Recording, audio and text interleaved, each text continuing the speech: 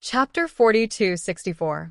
Although it was only 7 in the morning, when the sun rose, heat radiated in all directions, and the temperature of the river rose a lot. The little crown princess pulled out 4 water spirit talismans from her pocket with a wooden expression. With a flip of her hand, a stream of water appeared in her palm. In a few minutes, the water condensed into ice, and a large block of ice as tall as a person fell beside her. After continuously creating 4 large blocks of ice, the little crown princess silently slapped the water spirit talismans in her hand into the ice block, keeping it in a frozen state. Then, she summoned 4 golems and had them fan themselves. Mu Xingqian's mouth twitched.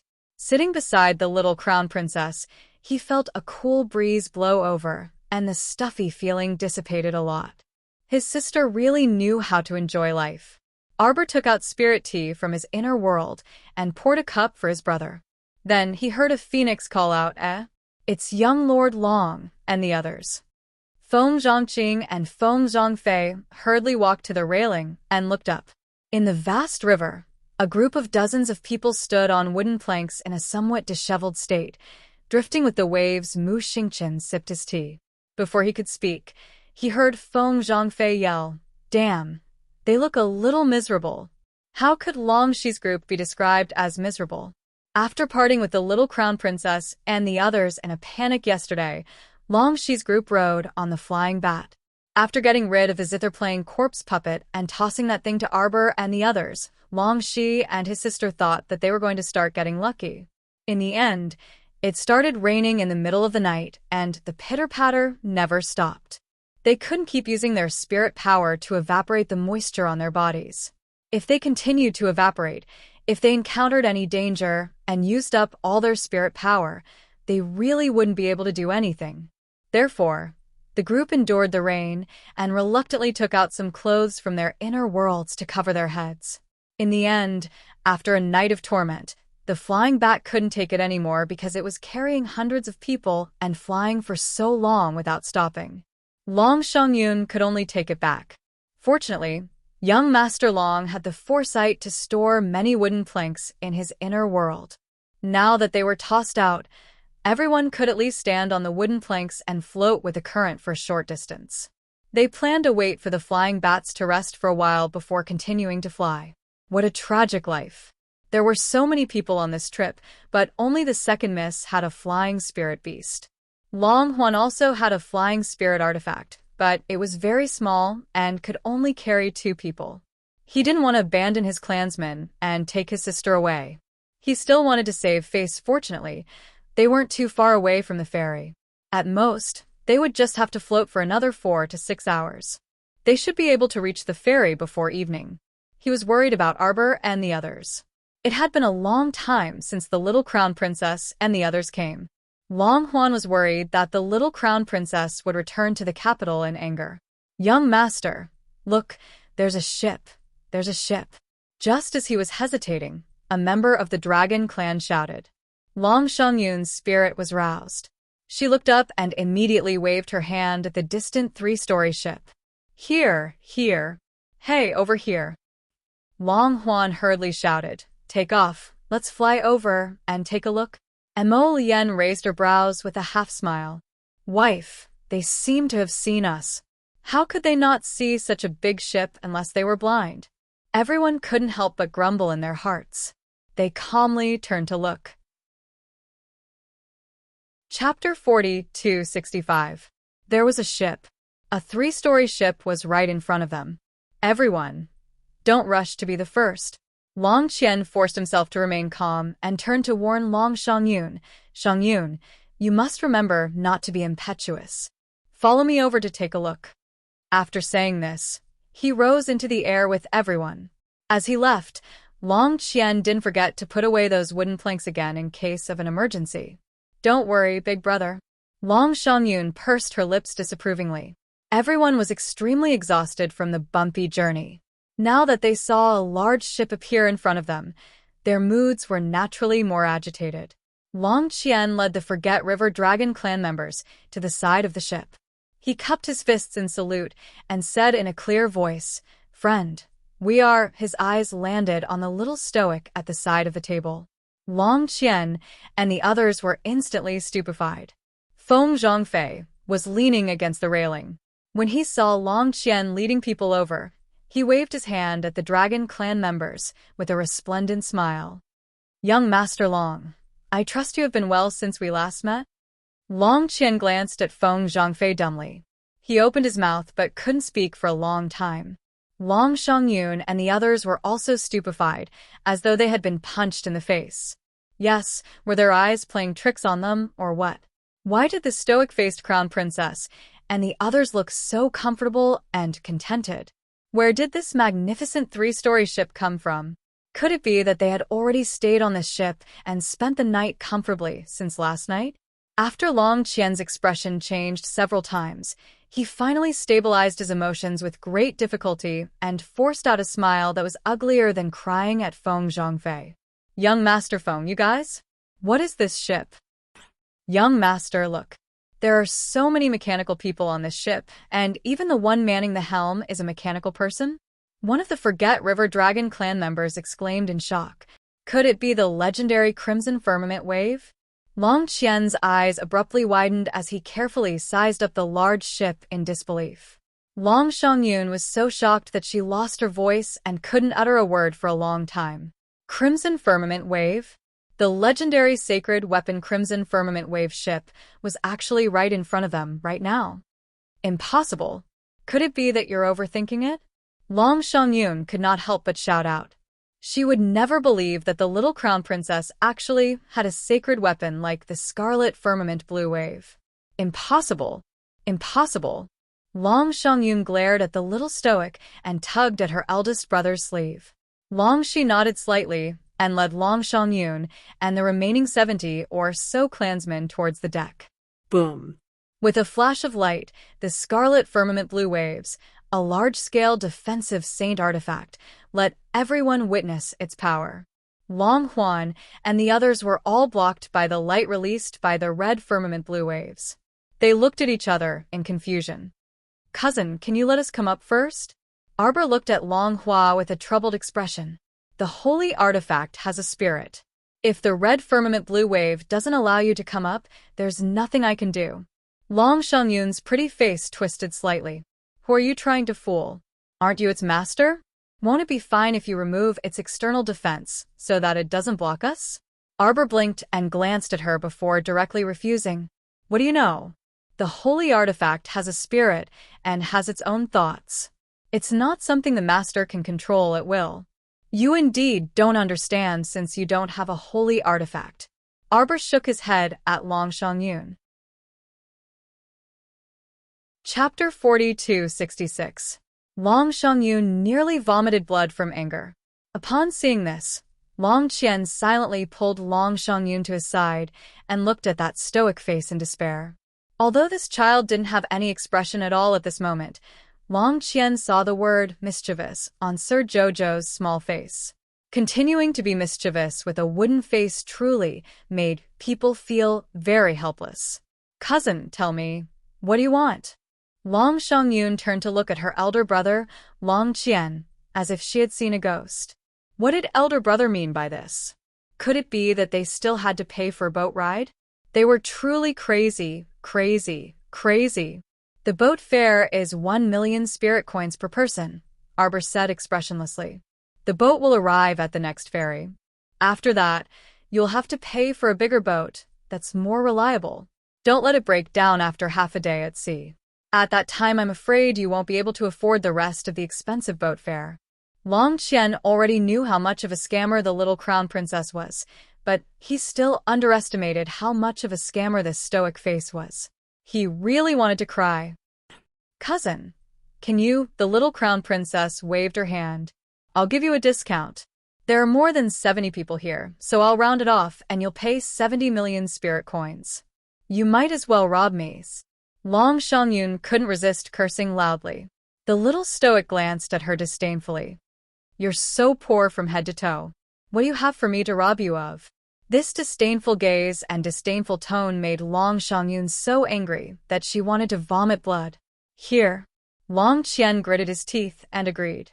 Didn't the little crown princess like money? Then he would give her money. As long as it could improve their relationship, he wouldn't hesitate to give her more money. However, cousin, I don't have that much cash on me. Can you sign an IOU? When we return to River of Forgetfulness, I'll definitely give you the full amount. After saying this, Long Qian immediately realized that his cousin was looking at him with even more disdain. You're too poor. Arbor shook his head. His serious expression of disgust made Feng Zhongqing and the others twitch their mouths. All right then, Arbor sighed, since we're on the same road, I can't just leave you in the lurch. Unlike you guys, you immediately fled on your flying bats the moment you saw the zombies. The Long siblings' faces alternated between green, white, and red. After the little stoic scolded them, they waved their hands and opened Qi Shao Songlong's defensive barrier. Long Huan and the others finally let out a sigh of relief. They quickly went through the gap in the shield and landed on the deck. After a night of torment, Long Huan and the other poor people all looked pale. They were very unlucky. Arbor looked at them and took out a brush and ink from his inner world. Young Master Long, please. Long Huan took a deep breath and quickly signed an IOU and handed it to Arbor. Then, he looked around the interior of Red Nimbus Blue Waves. This deck was more than 3 times wider than their previous ship. Not only was it spacious, but it was also fully furnished with tables, chairs, cups, and plates. More than 100 Feng clansmen sat in groups of 2s and 3s at their respective small tables, drinking tea and munching on melon seeds. Pairs of eyes looked at them curiously.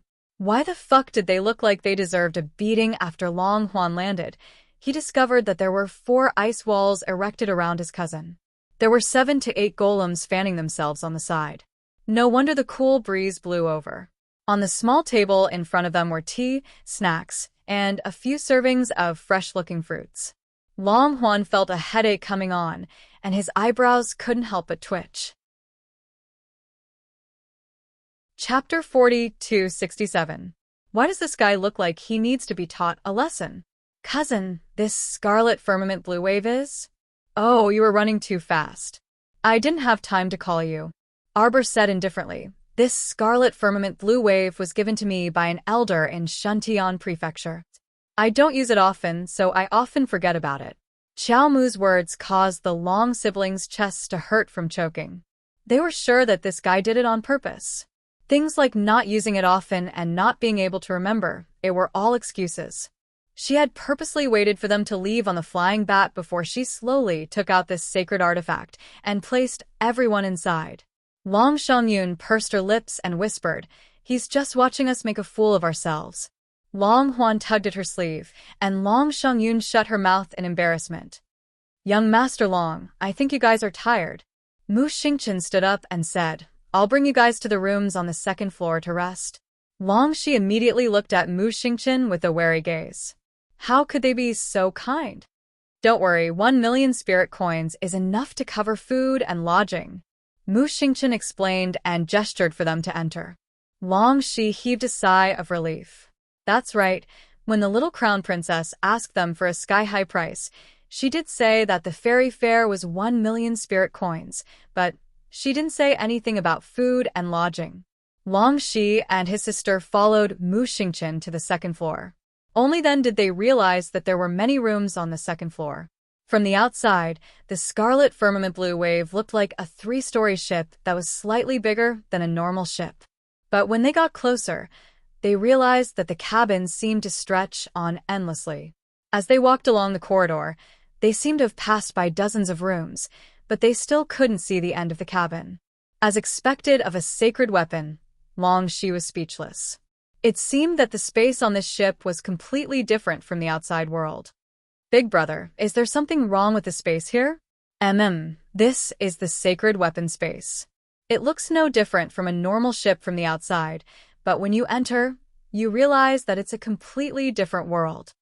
Mu Xingchen stood still and pointed to the rooms behind. The rooms in front are all occupied by us. You guys can do whatever you want in the back. Long Shengyun hurriedly opened the door to one of the rooms. After closing the door, she went to open another one. Mu Xingchen said faintly, Miss Long, The furnishings in the room are exactly the same. There's no need to be picky. The reason he brought them here was to prevent them from entering the wrong room. Thank you. Long Huan sincerely thanked Mu Xingchen. Then, he let his younger sister choose a room to enter, while he chose the one opposite. The other members of the dragon clan also went to choose their own rooms to wash up and rest. Mu Xingchen nodded at Long Yun. Young Master Long, you've worked hard this time. I won't disturb you any further. If you want to eat, please come to the deck. Thank you, cousin. Long Qi hurriedly cupped his hands and watched Mu Xingchen leave. He wasn't in a hurry to return to his room. Instead, he pushed open the door and walked in. Long Xiangyun was touching everywhere with a curious look on her face. She touched the bedside table for a while, and then touched the lamp at the side. These are all made of wood. Long Xiangyun rolled onto the wooden bed and heaved a sigh of relief. Although there was no mattress or blanket, and it felt hard to sleep, at least it was sheltered from the wind and rain. The room was warm and fragrant. It was much better than sleeping outside for a night. Chapter 42-68. Who knows how much effort it took to create such a sacred weapon? Long she sighed. Who would have thought that his little cousin could get her hands on such a sacred weapon? She really was not an ordinary person. Long Xiangyun sat up, curled her lips, and complained in a low voice. As the crown princess of the Divine Land, I don't believe that the Divine Land will shortchange her expenses. Even so, she still wanted to rob them of their spirit coins. This sacred weapon must be a treasure passed down from generation to generation. The crown prince must have given it to her to get on her good side. Long Xiangyun twisted her sleeves and said angrily, Enough. The sacred weapon has already recognized its master. Even if you get it, you can't use it. Long Shi did not covet the scarlet firmament wave. As the young master of the River of Forgetfulness, he grew up in the River of Forgetfulness. The River of Forgetfulness mystic realm was huge. Naturally, he knew how many treasures the River of Forgetfulness Dragon Clan had. Snow Ridge Sacred Ground, River of Forgetfulness Cold Valley, Sacrificial Sea Abyss. It was said that they all had extremely deep and vast mystic realms. They were on par with the Pond Lotus Sacred Realm. After so many years, the River of Forgetfulness people could only step into the outermost area of the Pond Lotus Sacred Realm. They could not even enter a little. One could imagine how many secrets were hidden there. How could there be fewer treasures? Hence, he did not need to be jealous of the sacred weapons in his cousin's hands. Because once he inherited the River of Forgetfulness, he would have as many sacred weapons as his cousin. All right, don't think too much. Long Shi comforted his sister. The Scarlet Firmament Wave is very fast. It will probably reach the harbor in 2 hours. We will make plans when we get there. Do we really have to buy another ship? Long Xiangyun was angry. That woman had this Scarlet Firmament Wave? Why would she not use such a useful sacred weapon? She even wanted her brother to buy another ship to return to the River of Forgetfulness. That was too extravagant and immature. Long Shi laughed bitterly. We can't afford the Scarlet Firmament Wave. 2 hours is 1,000,000 spirit coins per person. How much do you think we have to pay to return to the River of Forgetfulness? Long Xiangyun couldn't help but shudder. Such a huge expenditure was enough to buy 100 luxurious ships. The brother and sister chatted for a while and complained about Arbor before they went to rest. Sure enough, at noon, scarlet firmament blue waves sailed into the nearby port. Arbor got everyone to pack up and go ashore. He took out a sealing ball and put the huge ship back into the sealing ball.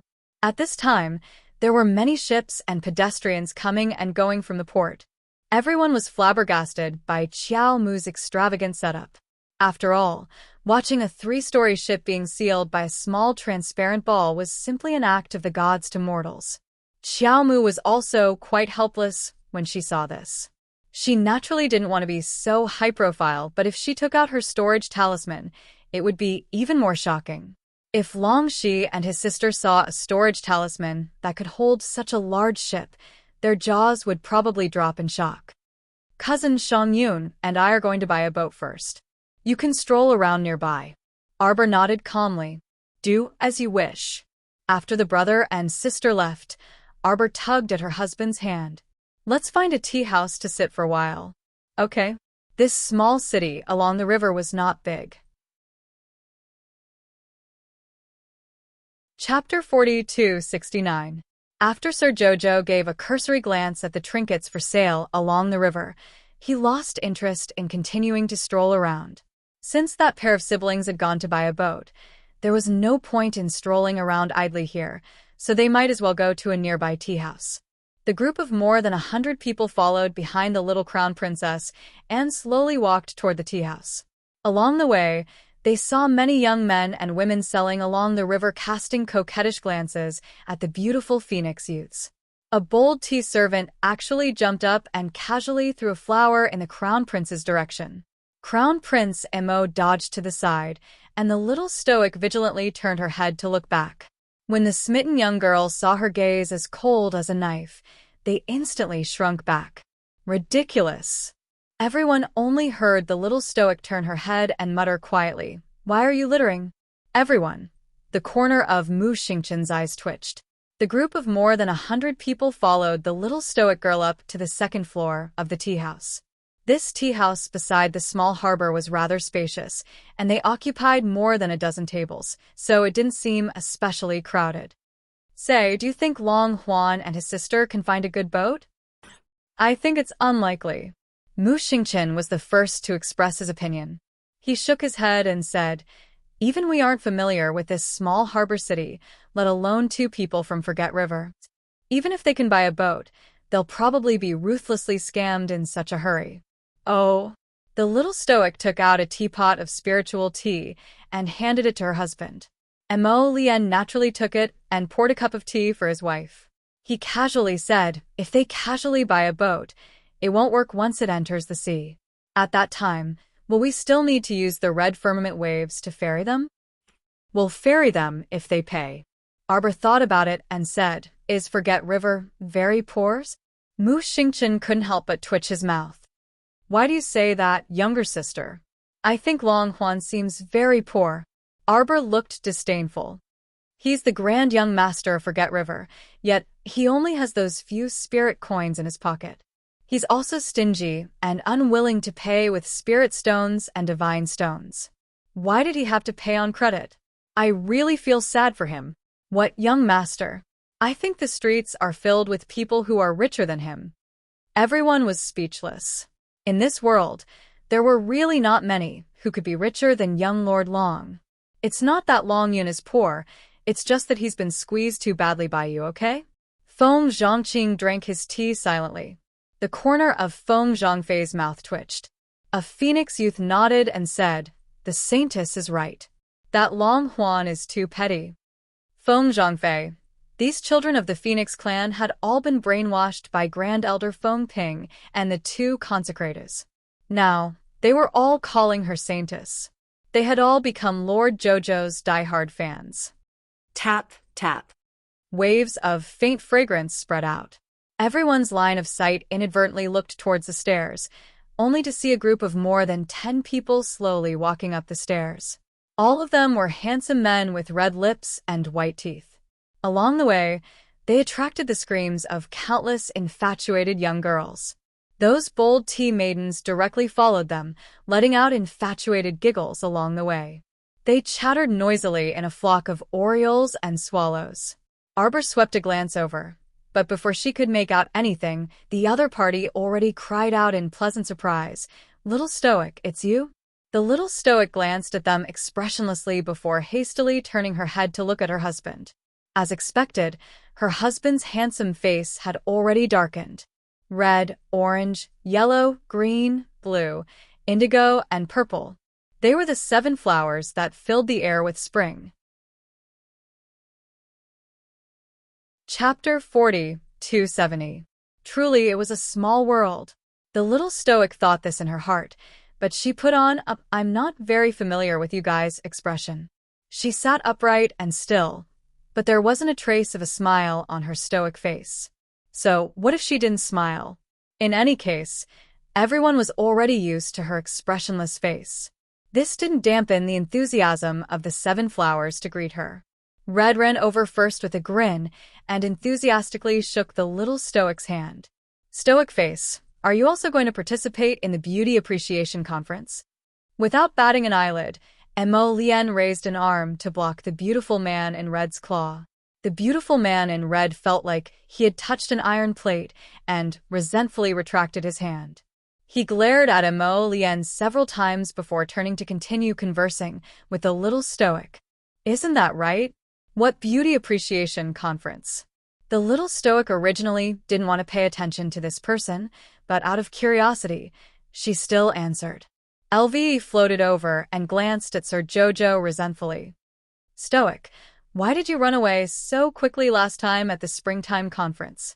I didn't even have time to talk to you. The little girl's survival instinct was extremely strong. She turned back to glance at Emolien and immediately shifted her stool closer to her husband. I don't know what you're talking about. What springtime conference? Stop pretending. Red and LVE waved their hands at the same time. That day, you saved our Meng Meng. We didn't even have time to thank you before you jumped out the window and ran away like a rabbit. Arbor. Haha, this lord ran away? You're spouting nonsense. Cough, cough, cough. Mu Xingqian choked on his tea and stood up. Does everyone know my sister? Why don't you take a seat first? You're the Stoic face's big brother. Hello, big brother. Big brother, I'm Lawning. Red, orange, yellow, green, blue, and purple surrounded him and started talking at once. Who's your big brother? Emolien's expression darkened, and his handsome face was about to explode. Humph. Meng Meng, let's sit. Ignore him. Red pulled Fan Meng and dragged a stool to sit next to the little Stoic. Facial paralysis. Are you going to attend the Beauty Appreciation Conference? I'm asking you about the Beauty Appreciation Conference. Arbor asked impatiently. You don't know? Hong Yi asked curiously. The Empress of the Fallen Beauty Kingdom has invited all the beautiful men in the world to attend the Beauty Appreciation Conference. Speaking of which, the ancestor of this devastating female kingdom seems to have some relationship with your Mu clan. I don't know if you've heard that among the ancestors of your Mu clan, there's someone called Madame Qingqian? Xiao Mu abruptly turned her head and gazed icily at that red-clothed man who was rambling on incessantly. Seeing that his voice was getting softer and softer, she involuntarily paused and stammered. What is it? Do you know who I am? Arbor's eyes were like water, but they were extremely cold as he stared straight at the beautiful man in red. The other party's heart was pounding, and he couldn't help but stutter again. Yes, investigate me? Arbor looked at him coldly and said in a low voice, I don't think I've ever told you who I am. During their most recent contact, she only told Fan Yu that her surname was Qiao. Someone from the heavenly fate? A blue spark suddenly jumped out of Arbor's hand. Isn't that right? What heavenly fate? The red-clothed man exclaimed in fright and hastily hid behind Fan Meng. State your objective. Otherwise, all of you will stay here. Chapter 42-71. As soon as she finished speaking, the 7 flowers all started sobbing. No motive. What motive could there be? Little Stoic, you're hurting our hearts too much like this. Look at us. We're all people without the strength to truss a chicken. What motive could we possibly have towards you? Wah wah wah. Wah wah wah. And here I thought we could become good friends. I didn't expect you to guard against us like this. Arbor had never seen such a scene before. A group of men surrounded her and started sobbing, looking very brokenhearted. The Duanyu, Omega Kotoku, and Mingyasi she encountered before, even if she dragged them around and beat them up, killed their souls with arrows, and fed them poison and medicine, they still wouldn't sob at her, was it because the world was unpredictable, or did she encounter a group of oddballs? The little Stoic blinked as she held a sparkling blue flame, suddenly at a loss for what to do. Faced with a group of sobbing men, the little Stoic expressed that what could she do? To be honest, she really didn't want to waste her breath on a matter that could be resolved with her fists. Moreover, she still had to face a group of love-struck women's accusation and contempt, plus their resentful and indignant gazes. It was as if she had done something extremely tragic to coerce these handsome young men from good families. Arbor instantly felt mentally and physically exhausted. Feng Chongqing couldn't resist twitching his mouth. This was also their first time seeing a large group of handsome men sobbing. When Mu Xingqian saw the little stoic standing there stiffly, seemingly at a loss for words, as she held the blue spiritual cleansing flame, he quickly jumped out to put out the fire and smooth things over. Lightly patting his sister's small hand, Mu Xingqian quickly reached out to help her extinguish the blue spiritual cleansing flame. Sister, I see that these sirs have no cultivation at all, so they shouldn't be related to the heavenly providence. Cough, cough, cough. What Mu Xingqian didn't say was, how could they be people of the heavenly providence when they looked so weak that they could be blown away by a gust of wind and run away with a kick? It didn't match their image at all. The little stoic lowered her eyes and put down her small hand, glancing at them suspiciously. She had always believed in her intuition and felt that there was something wrong with the 7 flowers. The beautiful man in red wiped his tears and said pitifully, "Wu, we did investigate Miss Chiao, but we only wanted to know who you were." LVE continued to whine. "Yes, we just want to be friends with you. I've never thought of harming you." Stoic-faced young lady. "Stop crying or I'll poison you all into mutes," Arbor said expressionlessly. Everyone was speechless. The little stoic's words put an end to the sobbing sounds everywhere. As expected, the 7 flowers didn't dare to carelessly sob in front of the little stoic. Miss Chiao, who was getting a headache from the sobbing, only relaxed when she saw that they had all shut up. With a cold expression, she said, "Come here." Her little finger pointed at Fan Meng, who was being carried by Red Shirt. Fan Meng widened her watery eyes and looked at her for a few seconds. Then, she moved her feet and obediently took a few steps forward. When Arbor saw this person's pitiful expression that resembled a little white rabbit, she inexplicably felt that she had been a bit fierce to them just now. After pressing down a dictum talisman with her small hand, Qiao Mu expressionlessly warned, "Don't try anything funny." Fan Meng and the others repeatedly shook their heads, indicating that they didn't have any ill intentions toward the little lady. Although Arbor still felt that their actions were a bit suspicious, she didn't like to accuse people without evidence. Chapter 40-272.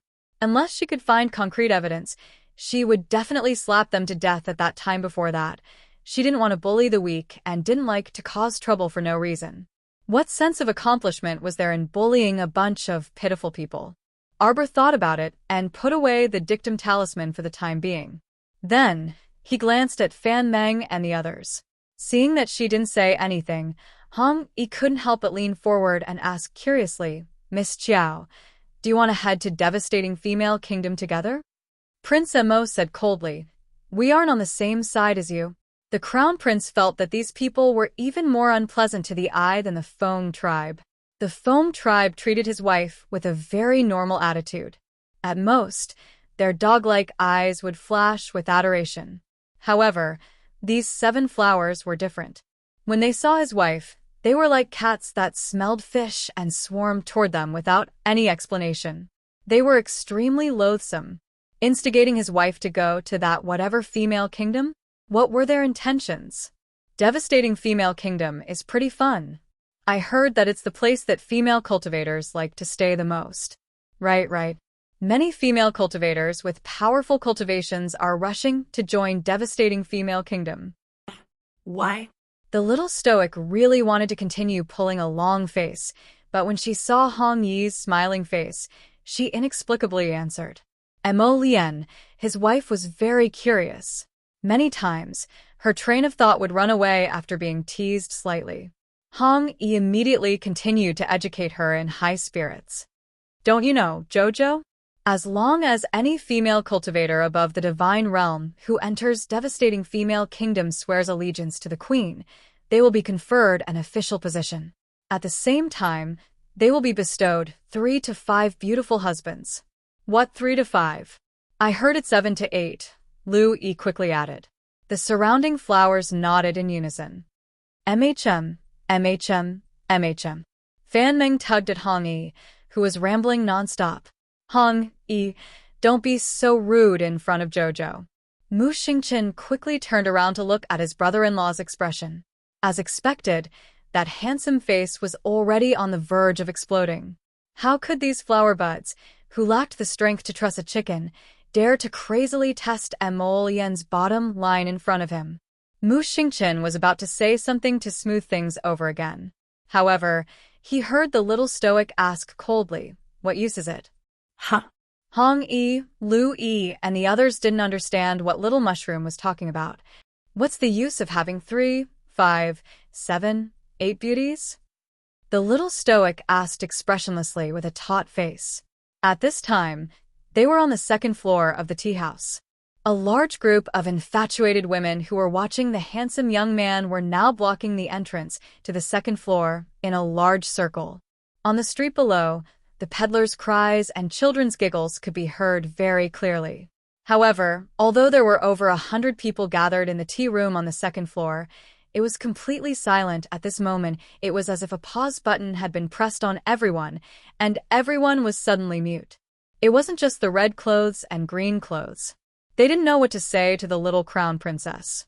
Even Mo Lian couldn't resist twitching his mouth. He simply didn't know how to respond to his wife's question. What's the use of having 3, 5, 7, 8 beauties? What's the use? What's the use? This was a good question. Mu Xingchen couldn't resist raising his hand to cover his face. He quickly diverted this rather awkward topic. Changfei, go out and take a look. Young Master Long and the others seem to have been gone for a long time. Why haven't they returned yet? Chapter 42-73. Feng Zhangfei stood up and frowned slightly when he saw the love-struck women blocking the second-floor staircase. Just as he was about to walk over, he heard Long Huan's voice from behind the stairs. What is everyone blocking here for? Long Shangyun even bluntly shouted, move aside, move aside. All of you move aside. What are you doing? What are you looking at? Pushing aside those onlooking tea maidens, Long Shangyun walked up the stairs with her chin held high. As soon as she saw the little stoic sitting there unmoving like a mountain, she couldn't help but get angry. The boat has already been bought. It cost my brother a lot of money. We can set off after eating. Long Huan smiled at the little crown princess. Don't worry, cousin. Several boatmen have already inspected the boat and said there are no problems at all. There shouldn't be any accidents on this trip to the River of Forgetfulness. If there was an accident, they couldn't afford to ride the Crown Princess Scarlet Sky Waves. Looking at the situation, if it really didn't work, they could only mutate their merman tails first. However, it would be more troublesome than, speaking of which, after they mutated their merman tails, they couldn't return to their human forms in the short term. They would suffer a lot if they transacted with humans in their merman forms. That was why they didn't want to mutate in yesterday's situation, so they could only torment themselves along the way. Arbor uttered an "oh." There were now more than 200 people in the entire tea room on the second floor, but it fell silent again. Long Huan didn't know what to say to the crown princess and just stood there in a daze for a long time. He couldn't bear this silent atmosphere and finally couldn't resist laughing dryly. Crown princess, in a few days, it will be devastating female kingdom's annual queen's birthday. It will be grand, and there will be many people attending the birthday celebration. Do you want to go? If you want to go, this older brother can accompany you on this trip. Red shirt and green shirt's eyes lit up simultaneously, wishing for nothing more than to go up and tug on the little stoic sleeve. Small sparks flickered in their eyes. Jojo, why don't we go together? It's indeed very fun. Arbor looked meaningfully at Long Huan. The latter's hair stood on end when she looked at him. At the same time, he couldn't help but shudder. Before the little stoic could open her mouth with ill intentions, Long Huan hastily raised his hand and said, "Younger cousin, stop your strange thoughts. I'm not someone who likes men. I'm not here to look at handsome men. I'm just looking at you. If you want to go and take a look, then let's go. In any case, Qingcheng Womanland will also pass by when the time comes. It won't delay our journey back to the River of Forgetfulness. But if you don't want to go, then forget it." Long, she explained quickly, causing Mu Xingchen to glance at him speechlessly. Arbor was just about to speak when he heard Qiuqiu's cute voice in his mind. Master Silver, don't reject him yet. I think the country this person is talking about might have my fragment. Arbor raised his eyebrows and used his soul consciousness to communicate. How did you know? You can sense it even though it's so far away?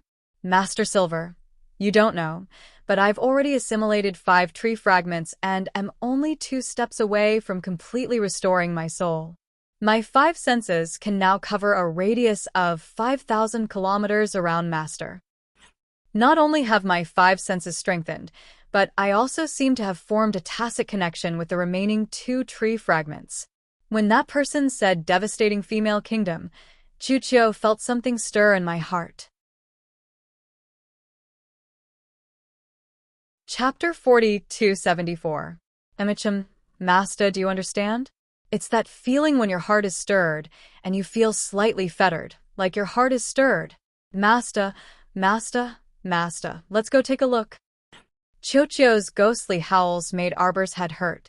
What the fuck, Stir, do you even know how to use words? When Arbor completely returned to her senses, she saw that the surroundings were dead silent, and everyone was uniformly staring at her. Mo Lian raised his hand to pull her back. He raised a brow and asked softly, "What's wrong? Is Qiuqiu talking to you?" Sir Jojo nodded at him and then said to Long Huan, "All right." Long Huan was momentarily at a loss. What do you mean all right? Mu Xingchen couldn't resist rolling his eyes at him. Younger sister said, "All right, let's just make a trip to that devastating women's kingdom." Mo Lian hastily lowered his head to look at his wife, his gaze slightly puzzled. He understood his wife very well. With her pragmatic personality, there must be something in devastating women's kingdom that attracted her. Otherwise, she wouldn't bother to join in on such a large-scale event. Arbor secretly pulled his hand over and drew the word tree on his palm. Emolian instantly understood and nodded slightly at her. Devastating Women's Kingdom had tree seed fragments? The group had a simple lunch and headed downstairs toward the harbor. "Jojo, do you want to come and sit on our boat?" 7 Flowers enthusiastically invited the little stoic. The latter glanced at them expressionlessly. "No need." "Then, Jojo, if you run into any trouble on the way, remember to find us. We will definitely help." The group of handsome young men chattered as they bade farewell to Arbor and headed to their own boat. Lady Xiqiao raised her hand to press on her aching head, then followed Long Huan's footsteps. Women are respected in devastating Women's Kingdom. You must not act rashly when you go there. Young Master Long didn't forget to educate the Phoenix tribe members on the way. This country isn't that big. It has 3 islands and 16 fishing villages. However, the behavior of the women there is extremely valiant. This is especially true for some of the fishing villages far away from Qingqing Island. Some of the local women are uncivilized. That's why you have to be careful when you go there. Remember to cover your faces. As Long Huan spoke, he took out a black cloth from his inner world and handed it to his subordinate to distribute to everyone. When the time comes, everyone has to be blindfolded. Except for women. "Why?" Arbor asked in confusion.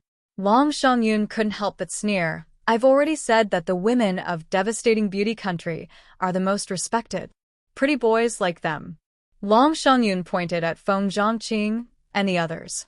She crossed her arms and snorted. "Walking on the street, it's easy to be robbed." Arbor was furious. "Who dares?"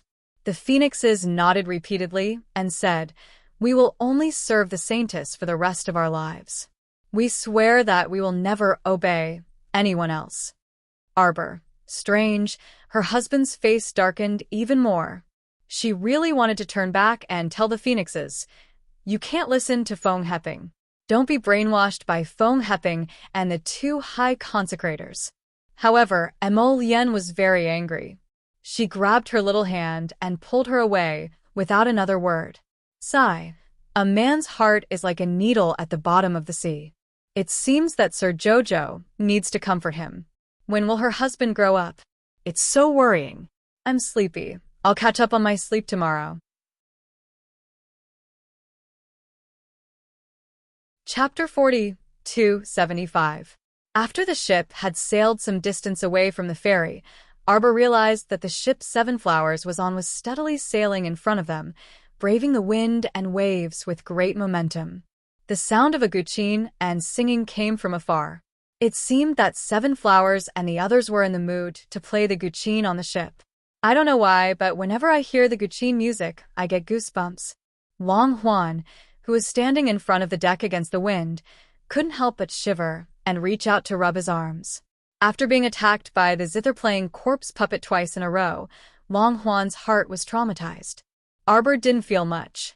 He just turned to Long Huan and said, "Don't let your guard down for the next few days. If that cultured corpse puppet has the guts to come once or twice, it can come a third or fourth time until the sneak attack is complete. That corpse puppet is so persistent. What exactly is it after?" Arbor couldn't help but sneer. "Of course, it's because someone has their eye on me." "Eye on you?" Long Shengyun couldn't help but interrupt. "Who has their eye on you?" Arbor couldn't be bothered with her at first, but the siblings were looking at him strangely. "Isn't it normal to have their eye on Jojo?" Mo Lien said dryly. "I thought that young Master Long had thoroughly investigated Xiao Xiao's matters, including the irreversible mortal enmity between us and Tianyun's. You mean to say that the zither-playing corpse puppet was actually targeting Xiaomu?" Long Shengyun immediately revealed her discontent. "Then why did it attack them?" "You think that corpse puppet is smart enough to distinguish our relationship?" Mu Xingchen sneered. "You're traveling with us. In the corpse puppet's eyes, you're all its enemies." But Long Shengyun couldn't help but be angry.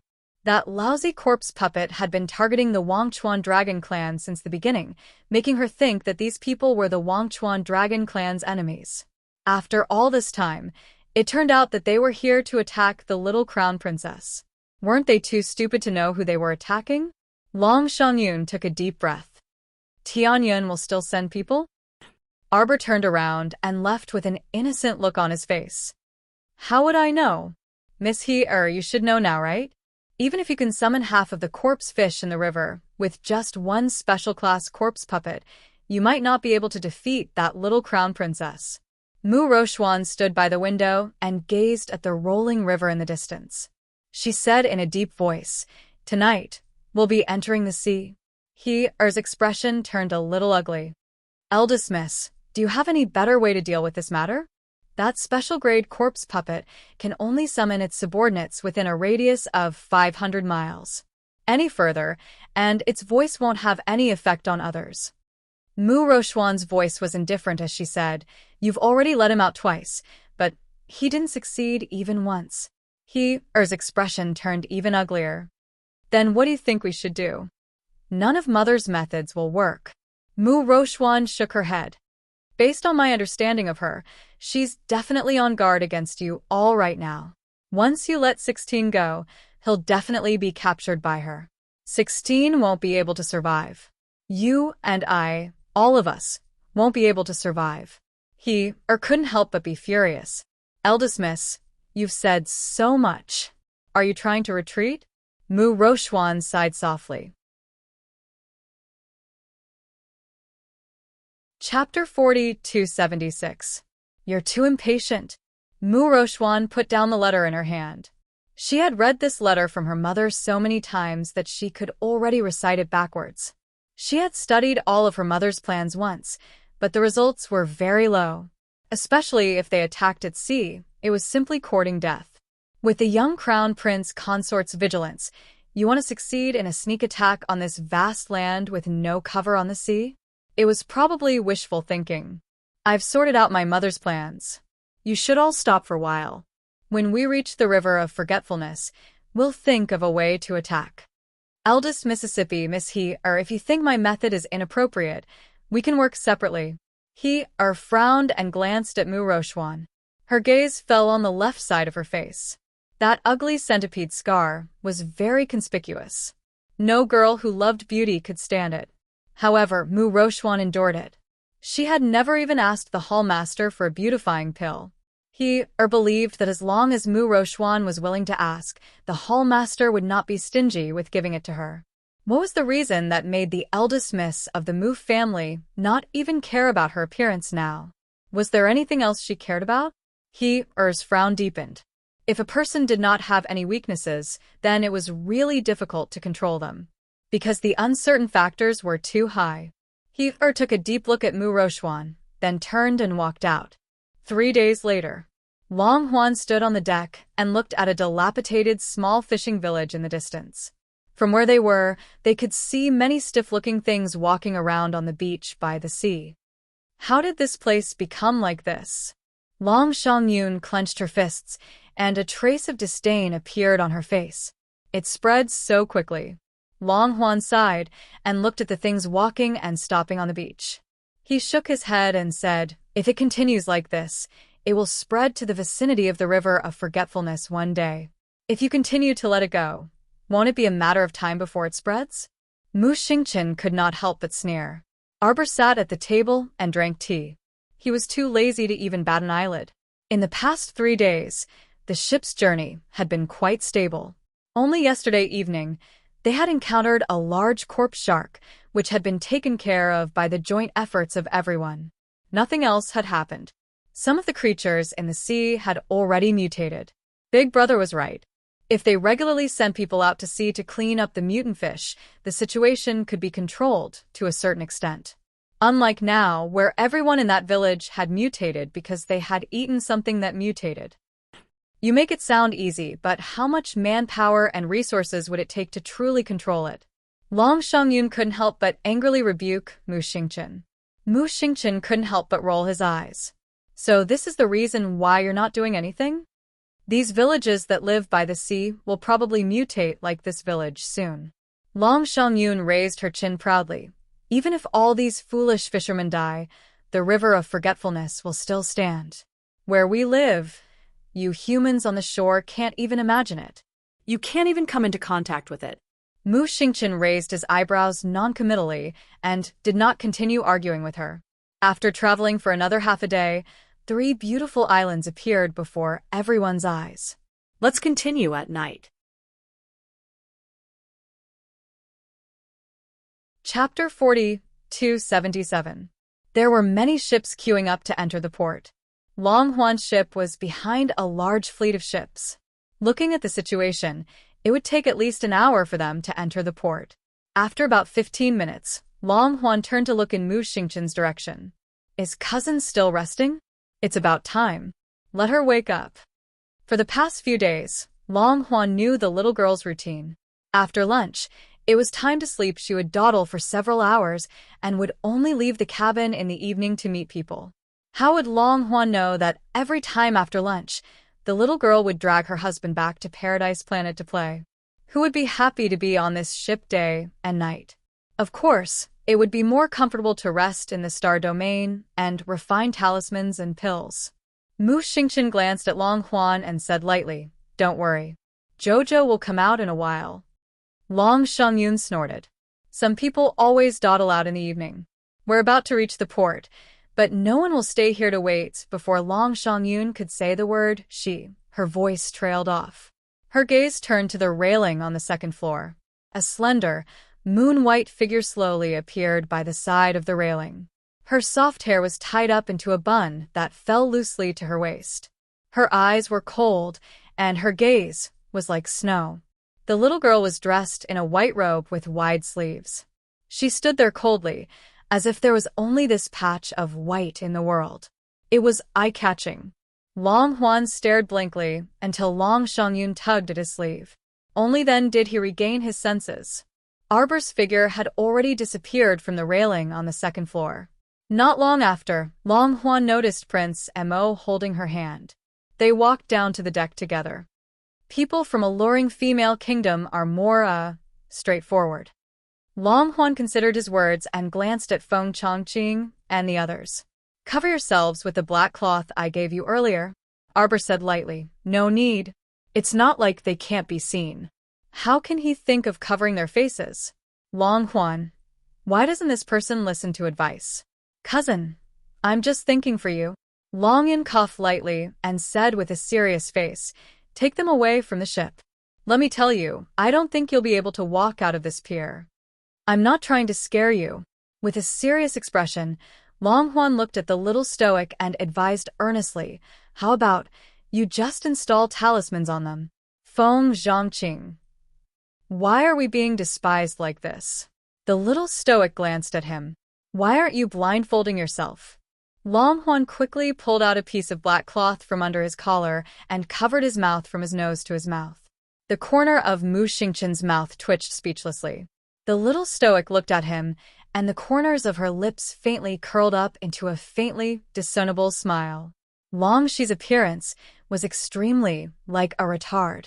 Long Huan was taken aback, and his heart was touched. He had been traveling with this cousin of his for so many days, but he had never seen her smile from beginning to end. She would either roll her eyes at him or be expressionless most of the time. Today's faint smile was simply indescribable.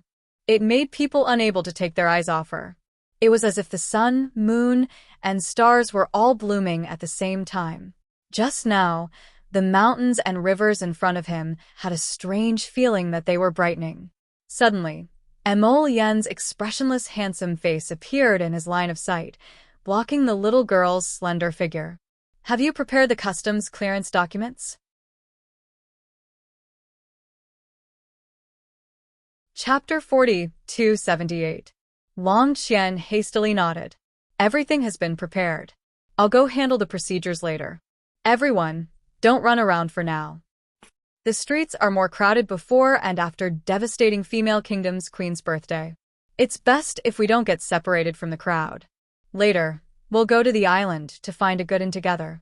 Long Qian was like an old father as he endlessly instructed everyone. That's right, you guys should also cover yourselves. Long Qian thought of something and took out 2 pieces of black cloth from his inner world, distributing them to the crown prince and Mu Xingqian. Hurry and cover yourselves. If you don't want to cause trouble for cousin, then listen to me. No need to cover ourselves. Arbor waved her small hand and said coldly with a wooden expression, there's nothing shameful about it. Don't tell me there's someone who dares to steal my husband and big brother in broad daylight? Long Shangyun rolled her eyes. Isn't it obvious? Do you think other people won't steal your man just because you look stoic? Let me tell you, I reckon that within a second after you disembark, the people around you, they will all be robbed. Arbor was instantly enraged. Who dares to rob? I think they're tired of living. Besides, her Foam clan's children were all extraordinarily skilled. It was simply baffling who could steal them. Hey, you better believe me. Have you heard that 2 fists are no match for 4 palms? You're standing on devastating female kingdom's territory right now and already out of your divine province's territory. What can you be so smug about? Do you think a bunch of people will pop out to help you fight if you yell, "Where are the crown princess's personal guards?" The little stoic glared at Long Shangyun, and the latter glared back at her, not to be outdone. All right. Long Qian hastily saved the situation to prevent his younger sister from getting beaten again. Actually, Shangyun is also speaking the truth. Cousin, you see, Sir Jojo waved her small hand. There's no need for the people around me to hide their identities. There's no need for that. Long Shangyun glared at her fiercely and rolled her eyes fiercely. She also ridiculed in her mind, obstinate and self-opinionated. Doesn't listen to other people's advice. Self-righteous. Talking to herself. He really wanted to beat up this stoic face in front of him. The sight of this stoic little face made his mood extremely uncomfortable. His rage point soared when Long Shi saw that the 2 of them were about to fight again. He quickly stood between them and raised his hand to block them. He laughed dryly and said, all right. Stop arguing. Then since cousin doesn't think there's a problem, then we won't wear the black cloth. It's just that everyone should try their best to stay together and not get separated. Why did Long Shi feel so tired? Previously, when he suggested to travel to the devastating beauty country, was his suggestion wrong? Long Huan covered his face with the black cloth, revealing only his eyes. After the ship docked, he was the first to disembark and greet the receptionist. The female official looked to be in her 30s and was dressed in a black military uniform. When she saw Feng Zhangqing and the others, Her eyes lit up and her expression immediately warmed up. Are you all here to participate in the Queen's birthday celebration? When this female official saw Prince Mo next to Arbor, her eyes immediately became glued to him, and she smiled so widely that her chubby cheeks trembled. With everyone's looks, ha, it shouldn't be a problem for you to enter the top 10. Long Shi hastily handed over the customs clearance document. We're only here to visit the Queen's birthday celebration, not to participate in the competition.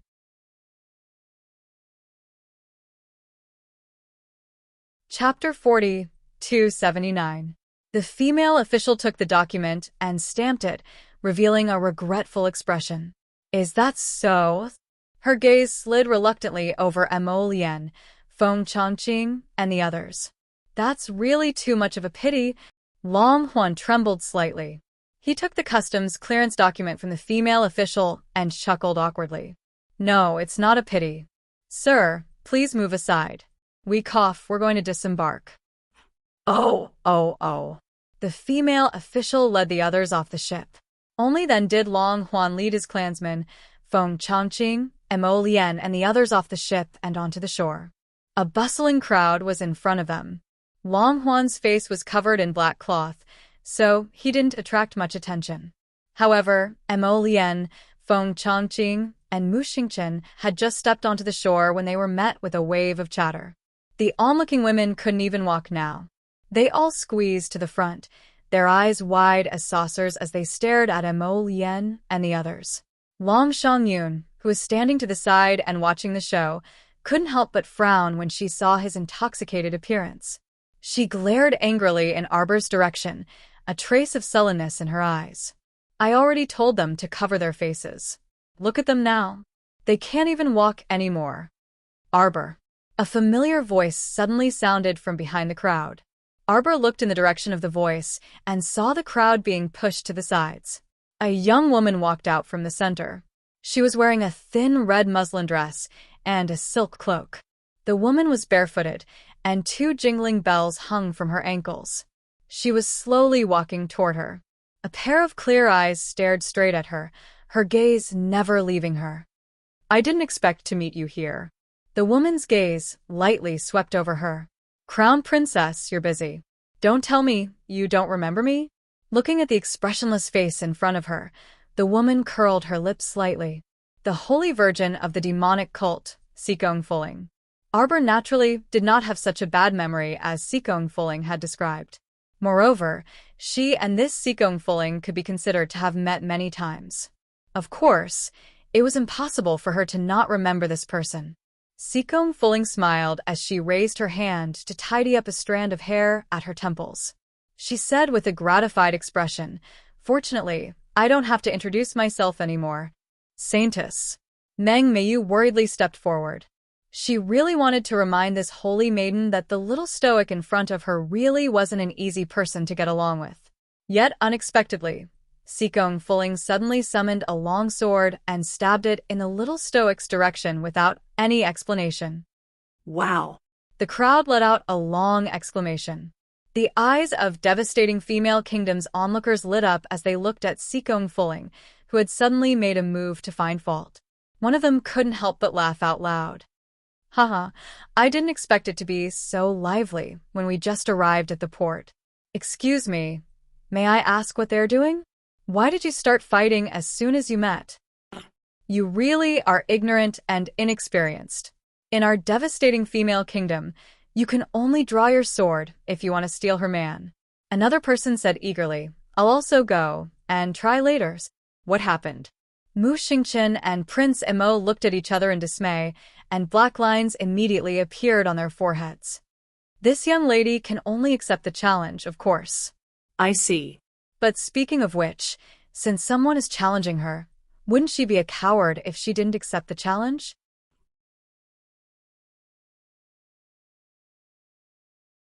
Chapter 40, 280.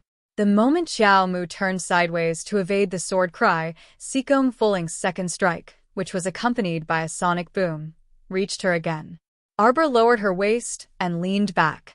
Her long sword flitted over her head, lifting a strand of hair from her temples. Her unhindered sword intent scattered in all directions, and half a strand of black hair drifted down the sword in Sikong Fulling's hand. Arbor's eyes abruptly suffused with chilliness.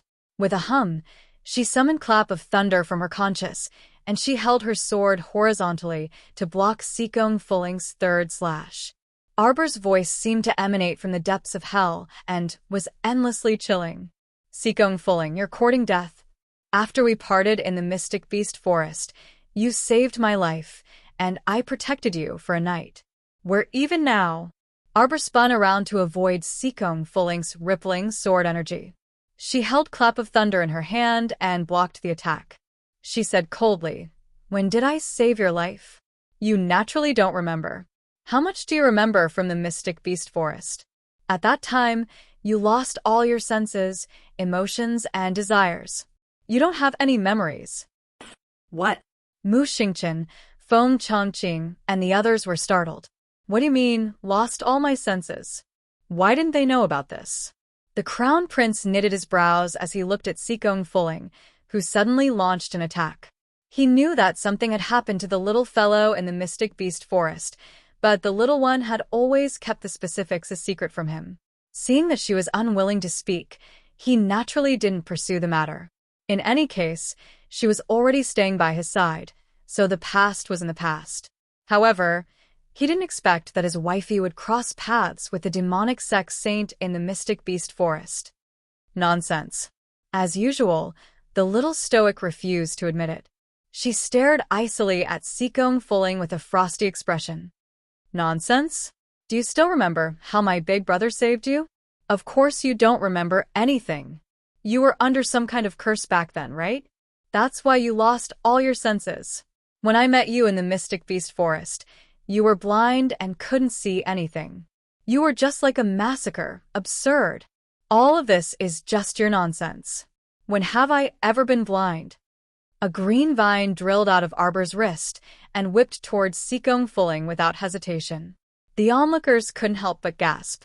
However, Sikong Fulling leaped up and reached out to grab one end of her vine whip.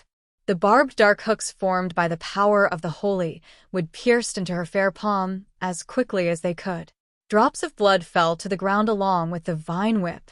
The surroundings were completely silent. Do you dare to come with me to meet him? Sikong Fulling looked at her coldly and asked. Arbor moved his lips and said with a stoic face, "Let go. Since you have no interest in him, why did you flirt with him? Do you know that you've harmed him?" Arbor was enraged as he glared at Sikong Fulling in bewilderment. "I'll tell you one more time. I have nothing to do with your big brother." Hey, miss. You're in the wrong here. A slender and quick-witted figure suddenly darted out of the crowd and bounced toward Arbor and Sikong Fulling. Her round face was solemn and dignified.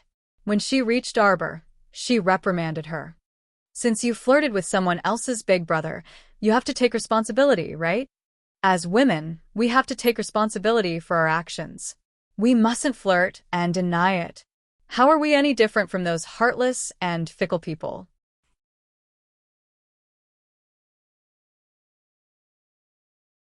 Chapter 40-81. Arbor couldn't help but be breathless. Where did this little lady jump out from? She looked young and was dressed in a wealthy manner. But the words that came out of her mouth were simply baffling to the extreme. What did she mean by she was heartless and fickle, flirting and refusing to admit it? Who did she flirt with? She didn't flirt with anyone, all right. What the hell was flirting? Who could explain it to her? Mu Xingqian looked at the chaotic situation in front of him and couldn't help but facepalm. He took a few steps forward and whispered, "This Miss Sikong, your hand is injured. Can you let go of it first?" Sikong Fulling glanced at him coldly.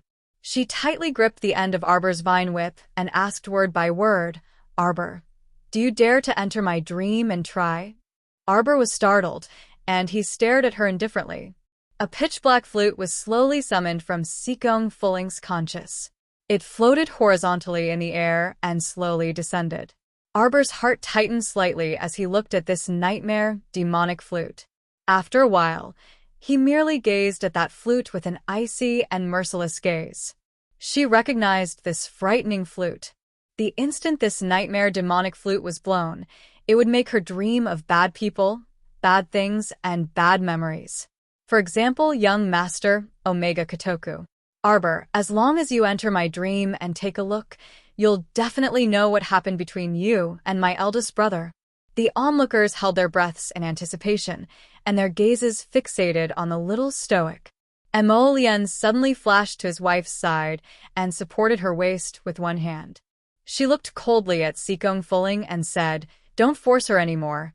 She naturally won't enter her dream, because nothing happened between her and Ding Ting Ding." Sikong Fuling scoffed. "Is that so?" "Of course." Mo Lian glanced at Sikong Fuling with an icy expression. Sikong Fuling tightly gripped that vine whip. Everyone saw the drop of blood in her hand climb up the vine bit by bit, the color of blood rippling. The vine whip in Arbor's hand was stretched taut, just like her heartstrings. It was stretched perfectly straight and taut, as if it would explode at any moment. "Do you know Arbor? You've done him in." "I've never seen him so miserable. He was used to being playful and unrestrained. But towards you, there has never been the slightest bit of pretense or false feelings." Sikong Fuling's eyes reddened as she fought back the tears that were about to fall. Recalling what she saw yesterday, her hand once again gripped the vine whip tightly, as if by doing so, she could grab hold of Arbor and bring her back to see that person. "Let go." Arbor flew into a rage and pulled back the vine whip in her hand. The power of the holy wood turned into fragments of starlight and gathered in her hand. "Miss, that's not right." The young lady who had scolded her earlier hurriedly said, "How can you treat his big brother like this? You can't forget the old just because you have a new person." "What and what?" Arbor glared angrily at the little girl who was spouting nonsense. Student Mo Lian also had black lines on her forehead and couldn't help but look up to glare at the young lady whose brain had gone haywire. Inexplicably, with just 3 sentences from this young lady, her proper husband had been reduced to a new lover. That young lady didn't care at all about other people's glares as she skipped over to Sikong Fuling's side and held up her hand. You're so badly injured." "Miss, I have medicine here. Apply it first." Sikong Fuling pulled back her hand and remained silent. The young lady ignored her and pulled Sikong Fuling to apply medicine to stop the bleeding.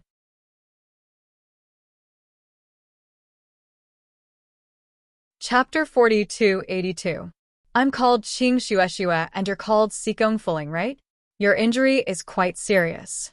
If you don't apply medicine properly to remove the scars, you won't be able to see your hand in the future. That little girl was a naturally sociable fellow. She nagged incessantly as she applied medicine for Sikong Fuling. Sikong Fuling merely gazed wordlessly at the little stoic across from her. Qing Xuexue's gaze also looked in the young crown prince consort's direction. With a bitter expression, she hesitated for a long time before she spoke with a bit of joy. "This stoic young lady, you're truly very worrisome. As women, how can we be so heartless and callous towards beautiful and delicate men? This isn't right." The members of the Feng tribe looked at this little girl, who was about the same age as Arbor, as if they were looking at a weirdo. The corner of Mu Xingchen's mouth twitched slightly, and he selectively ignored the words, "beautiful and delicate man," that Qing Xuexue mentioned. Could it be that this devastating woman land, from the queen to her subjects, were all weirdos like this? Arbor ignored Qing Xuexue from beginning to end, making the girl faintly feel a sense of defeat. "Arbor, you don't dare to enter the dream, so I naturally can't force you." Sikong Fuling looked at her and said indifferently, "But when you were training in the Mystic Beast Forest that day, you lost all your senses and your memories. However, Qingluan has always been by your side, so he's aware of many things. You can summon him out and ask him." Arbor gazed at Sikong Fuling with extremely cold eyes, her fingers tightly gripping the thunderclap sword's hilt. She was trying her best to suppress the churning emotions in her heart, and she was about to suppress them to the limit. "You came to see me today for this matter?" In truth, Sikong Fuling wanted to find her last time in Phoenix Grove, but unfortunately, she didn't encounter Arbor at all due to a freak combination of factors. "Yes." Sikong Fuling nodded. If you're willing to come with me, before she could finish speaking, what answered her was the little stoic's merciless slash of her sword. The vast and mighty sword aura bore down on Sikong Fuling. Everyone present jumped in fright. Many of the spectators of devastating womankind retreated, like the tide. She looked on helplessly as the little stoic's sword fell, splitting open a foot-wide fissure in front of Sikong Fuling. Saintess. More than a dozen devil cult disciples rushed forward to support Sikong Fuling's retreating body. They all looked up in the direction of Arbor. Let's go. Arbor glanced at them coldly and reached out to tug at Imo Lien's sleeve. Without another word, he turned around and left with the group behind him. Hey, Auntie, who is this, ladies? Qing Shueshue chased after them for a few steps and then stopped. She looked regretfully at the people of Arbor and left without looking back. Sigh, is there no more fun to watch so soon? She turned to look in Sikong Fuling's direction and rolled her eyes. Just as she was about to walk towards Sikong Fuling, two travel-worn and sweaty women suddenly squeezed out from the crowd.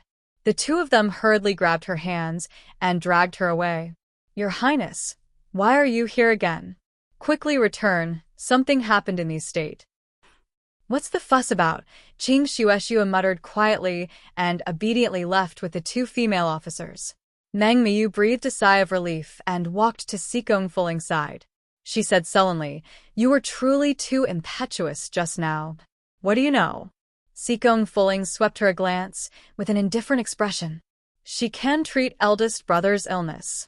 Meng Miyu was startled and then said, But the cult master is far away in the river of forgetfulness right now.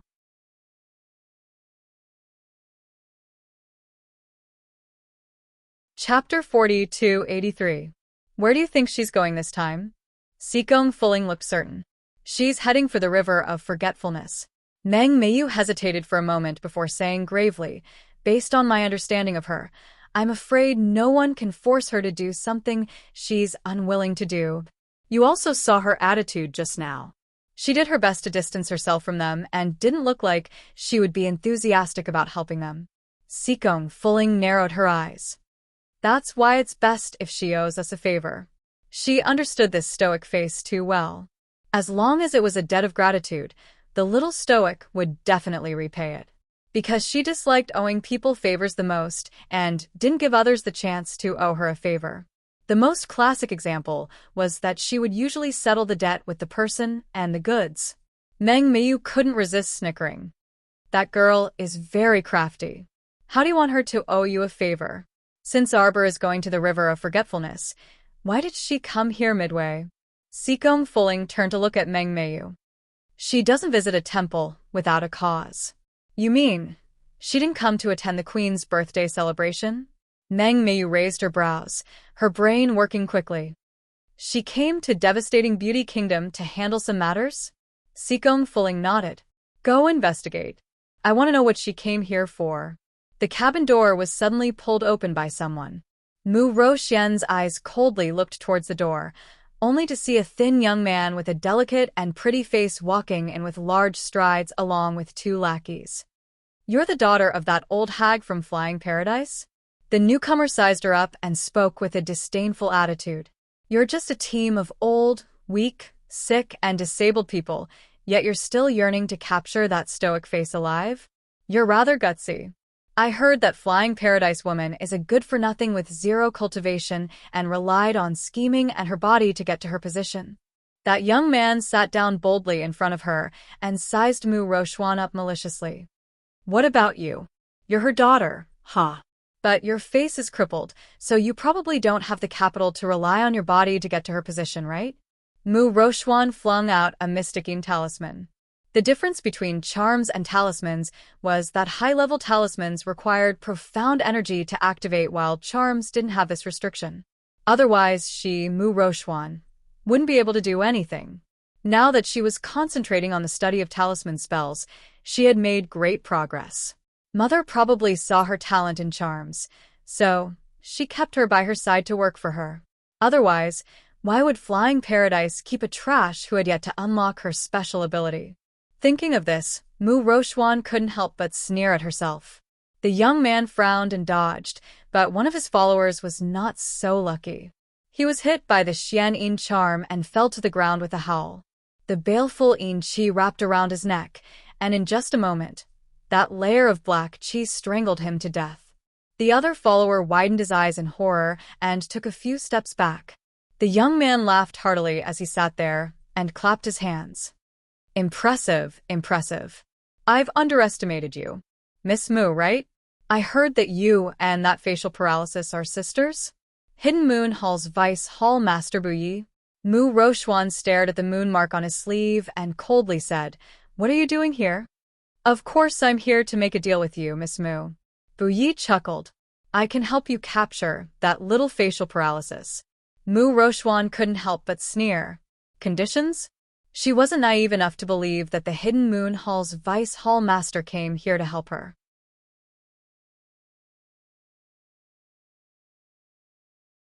Chapter 42-84. A satisfied smile appeared on Buye's gloomy face. Miss Mu is indeed a smart person. He grinned, revealing a mouthful of white teeth. My request is very simple. After you catch her, give her to me for 3 days. I'll return her to you after 3 days. Don't worry, I won't kill her. Ha! Mu Rochuan sneered. Your Hidden Moon Hall is really filthy.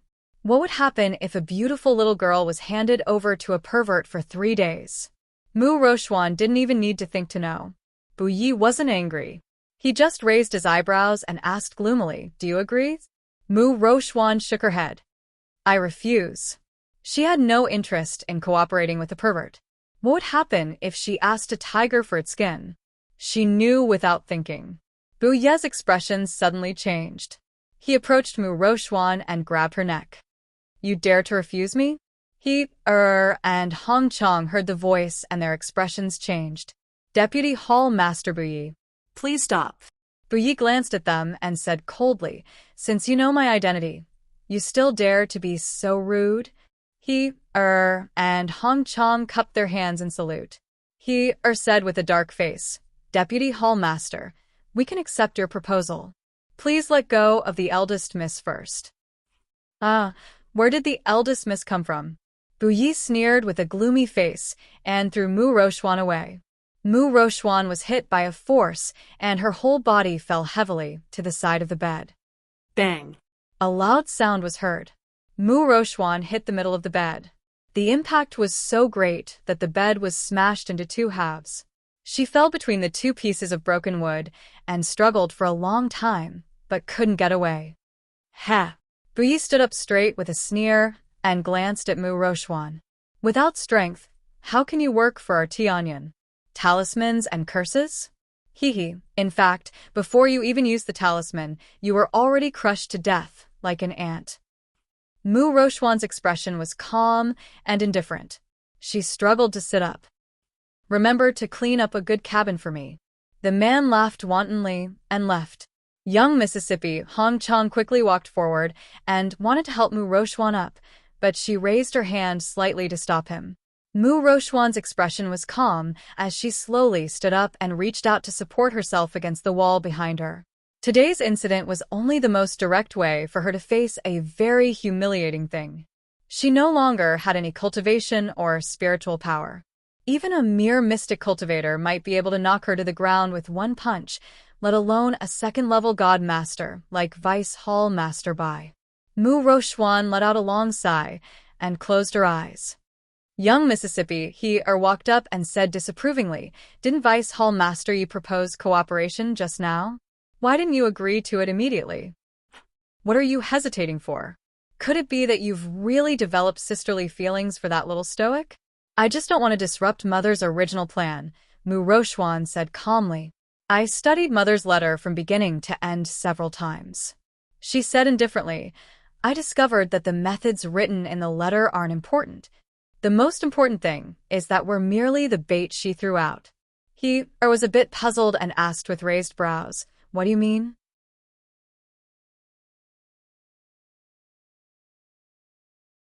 Chapter 42-85.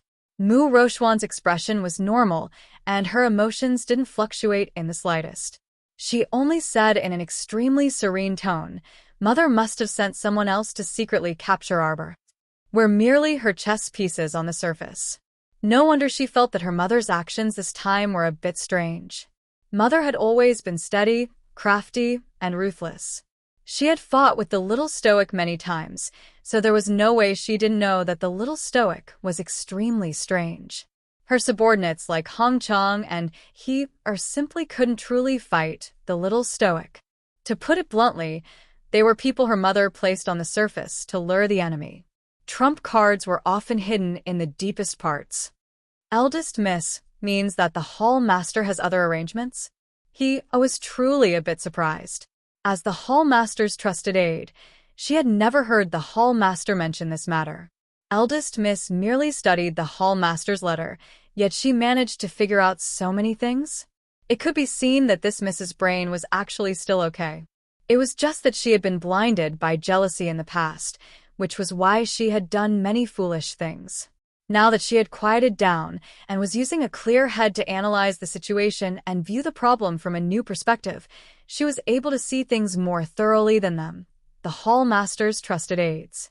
Upon hearing Mu Rochuan's analysis, Hong Chang also nodded to express that this was extremely likely the case.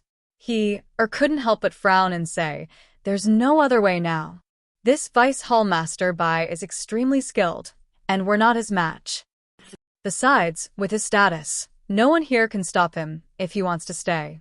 Eldest Miss, let's cooperate with him for the time being. I'll send a message to the Hall Master tonight and ask her what we should do next." Mu Rochuan nodded with an apathetic expression and remained silent. On the other side, Bai boldly ordered his men to bring him to a gorgeous cabin and took over the ship as the Hidden Moon Hall's Vice Hall Master. Vice Hall Master, from the way I see it, although that eldest young miss is temporarily intimidated by Vice Hall Master, she doesn't seem to have much reverence for you. This retainer was evidently frightened by the mystic talismans that Mu Rochuan had played with so well just now. As soon as he returned to the cabin, he hastily instigated Bai. Bai's expression was gloomy as he played with an ivory dagger in his hand and gently caressed the 2 broken fingers on his left hand. It had been a long time since they parted at the Saint Auspicious Battle Arena. Buyez's face looked very delicate and pretty, but there were dark clouds between his brows. "I wonder how you've been doing lately with your stoic face," he coldly muttered as his right hand continuously rubbed the 2 broken fingers on his left hand back and forth. That day, after leaving the battle arena, the Crown Prince immediately gave the order to kill him. Like a stray dog, he was chased all the way out of the Saint Auspicious Arena. He had lost half his life and 2 fingers. Just when he thought that he was about to die, someone finally came to his rescue, and he managed to keep his life at least a little. How should he settle this debt with that damn little stoic? Bouyi glanced at his lackey and scolded, "Useless thing. You can't even handle a woman with no cultivation." Don't think that he didn't see it just now. Under the attack of the Xianyin talisman, this retainer was so scared that his legs trembled. "If you dare to be such a coward again, be careful of the head on your neck." The lackey was startled. His body trembled slightly as he nodded repeatedly. "Yes, yes."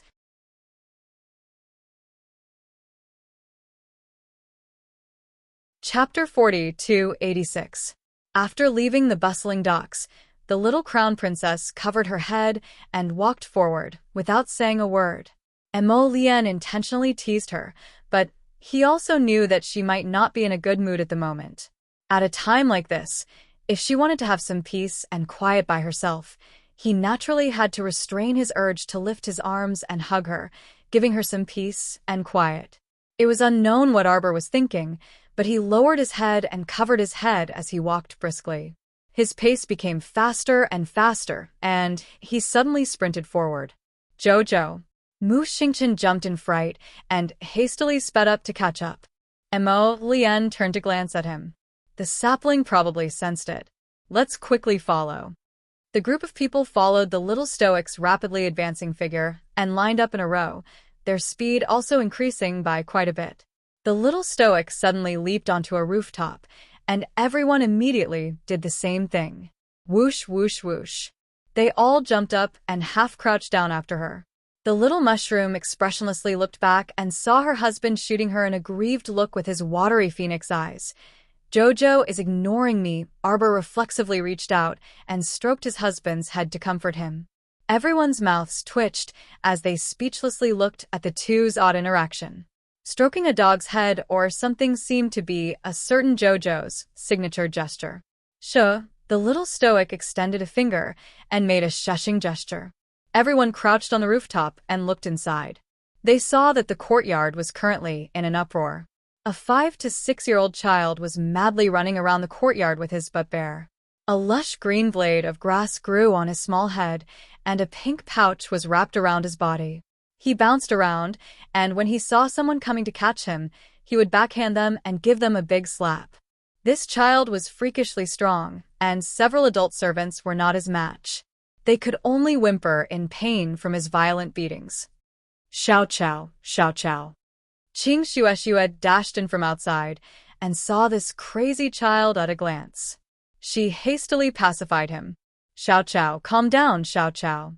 The child called Xiao Qiao punched her in the face and almost sent her flying. Your Highness. Two female officials leaped forward one after the other and raised their hands to support her. Qing Xuexue had a bitter expression on her face as she scrambled over and held the child down. She hugged him and cried out pitifully, Xiao Qiao, mother is here. Look at your mother. Ouch, ouch, ouch, ouch. Mother's hand is about to be broken by you. Your Highness. The entire courtyard was in chaos. Quite a few bodyguards rushed in from outside, their eyes red as they tried to save their princess. However, Qing Xuexue raised her hand and called out to them in a low voice, don't come over. Little doll kicked Qing Xuexue to the ground. Qing Xuexue rolled on the ground pathetically. When she turned around, she saw that the baby's eyes were filled with irritation. He was jumping up and down, roaring angrily. Seed fragment? Emolienne looked back at Xiaomu inquiringly. What was going on? She had never seen a seed fragment so manic, as if it was suffering from bipolar disorder. Arbor nodded and tugged at his finger, indicating for them to stay up there. He then flashed and floated to Qing Xuexue. Qing Xuexue was currently holding her waist and crying out.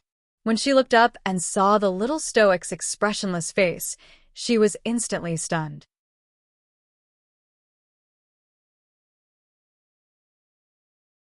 Chapter 40, 287.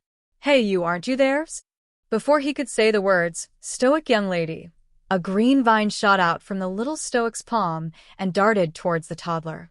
The green vine coiled a few times and tied up the irritable toddler in a few minutes. The green vine coiled around his hands and feet several times and firmly tied him up. The toddler fell to the ground with a bang, but his black beady eyes were wide open as he stared straight at Arbor. His hands and feet were tied up and he was lying on his side on the ground, but he still refused to give up and moved his hands and feet. His watery eyes looked pitifully at Arbor. Ah.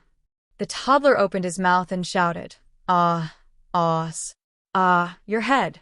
A tiny treant with thin arms and legs suddenly popped out from between the green vine leaves that coiled around him and smacked the toddler's head without a second word. Why are you so stupid? You're already so old, so how did you end up like this? Qiuqiu scolded with an exasperated expression. How can you run around naked? You don't know shame, but I still want my old face. As he spoke, the tree fork-like hand repeatedly smacked the toddler's head 3 times. The toddler's face was fierce, and his eyes instantly filled with tears. On the side, Qing Xuexue's heart ached terribly when she saw this. She hurriedly pounced over and swatted away the tiny treant's claws.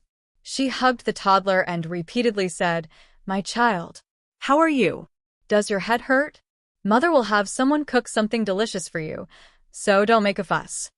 Arbor expressionlessly looked at Qing Xuexue's back and said after a while, Your body has never been pregnant before, so how can you have a child? When Qing Xuexue saw Arbor's stance, she hastily reached out to hug the toddler who was entangled in the vines and couldn't move. Xiao Qiao is my child. Don't think about snatching him away. Nonsense. Qiuqiu stomped his feet in anger. You clearly know what he is, so why do you keep making irresponsible remarks to us? I don't care. Xiao Chao is my child. You can't take him away. Qing Shueshue glared at Arbor defensively. He turned around and pointed at the little tray ant. What the hell are you? A piece of wood that looked like it had a nose, eyes, hands, and feet. What exactly was it? You are the daughter of Her Majesty the Queen of Beauty Nation? Arbor heard the way everyone addressed Qing Shueshue and knew that the girl in front of her was probably the person whose status was second only to the queen in the entire womanland. Holding the child in her arms, Qing Shueshue stood up and tugged at the green vines tied to the child's body. What is this? Hurry up and untie him. After you undo it, he will still hit you. The little stoic calmly stated the facts. How did you know?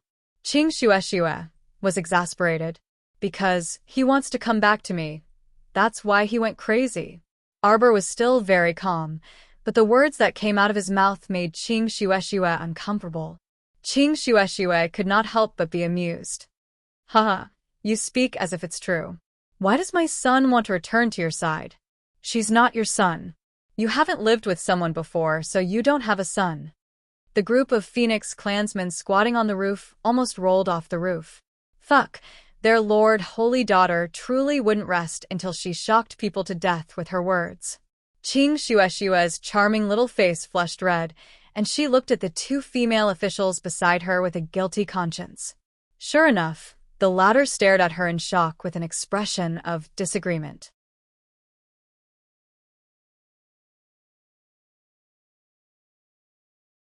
Chapter 42-88. Qing Shueshue was indignant, and she turned to glare at Arbor in a flustered and exasperated manner. Damn it, this stoic face actually exposed the mystery of the matter that she had originally kept a secret. It was truly infuriating. The two female officials glared at Princess Qing Shueshue with resentful gazes for a long time, and they couldn't help but beat their chests and stomp their feet. In that case, You didn't use any of the 18 handsome men Her Majesty the Queen bestowed to Princess Qing Shueshue last time? Mu Xingqian, Qing Shueshue awkwardly pursed her lips and moved back while hugging little Six, who was bound by vines. Her eyes contained incomparable sincerity as she looked at the two female officials and said, Ladies, this matter is a misunderstanding. Let's go. This matter is of great importance. We must report it to Her Majesty the Queen. Qing Shueshue's face alternated between red and green. From the looks of it, she really wanted to pounce over and kill the two female officials to silence them. However, she couldn't move. She glared at Arbor like a tiger watching its prey and hugged fragment number 6 tightly without letting go. She could feel that the child in her arms was struggling to break free. She quickly reached out and stroked the leaves on his head to appease him. Little grass, don't panic. Mother is here, ah. The two female officials didn't leave immediately. After all, a woman with an unknown background had intruded into the princess's court. Their primary duty was still to protect Her Highness the Princess. Don't come over. She saw Arbor walking towards her. Qing Shueshue hurriedly hugged fragment little Six's body and retreated several steps. I'm telling you, this is my child. You can't snatch him. Little Tree Qiuqiu angrily hopped onto Arbor's shoulder and placed one hand on his waist like a teapot. What do you mean yours? Who's yours? Little Six, come back. Fragment little Six struggled and flapped his little hands and feet, trying to break free from Qing Shueshue's embrace. However, Qing Shueshue didn't loosen her grip on his hands and feet. Fragment little Six struggled for a long time but couldn't break free, and he anxiously screamed, Oz. Arbor stretched out a small hand and made a gesture of consoling Qing Shueshue. She turned to look at Qing Shueshue and said indifferently, How can you return him to me?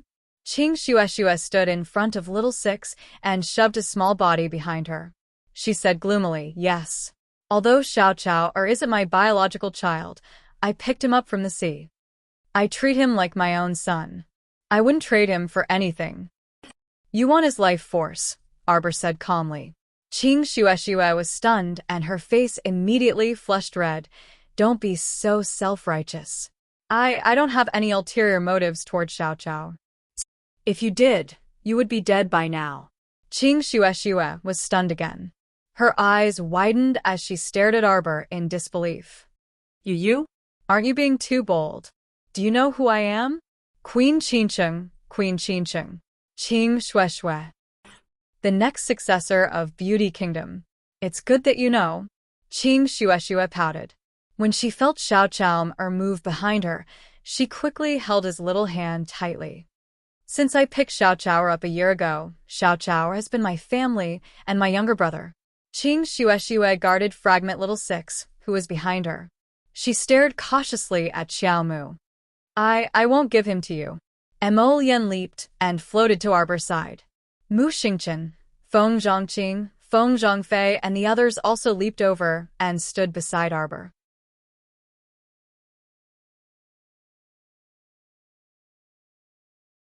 Chapter 42-89. You want to rob me?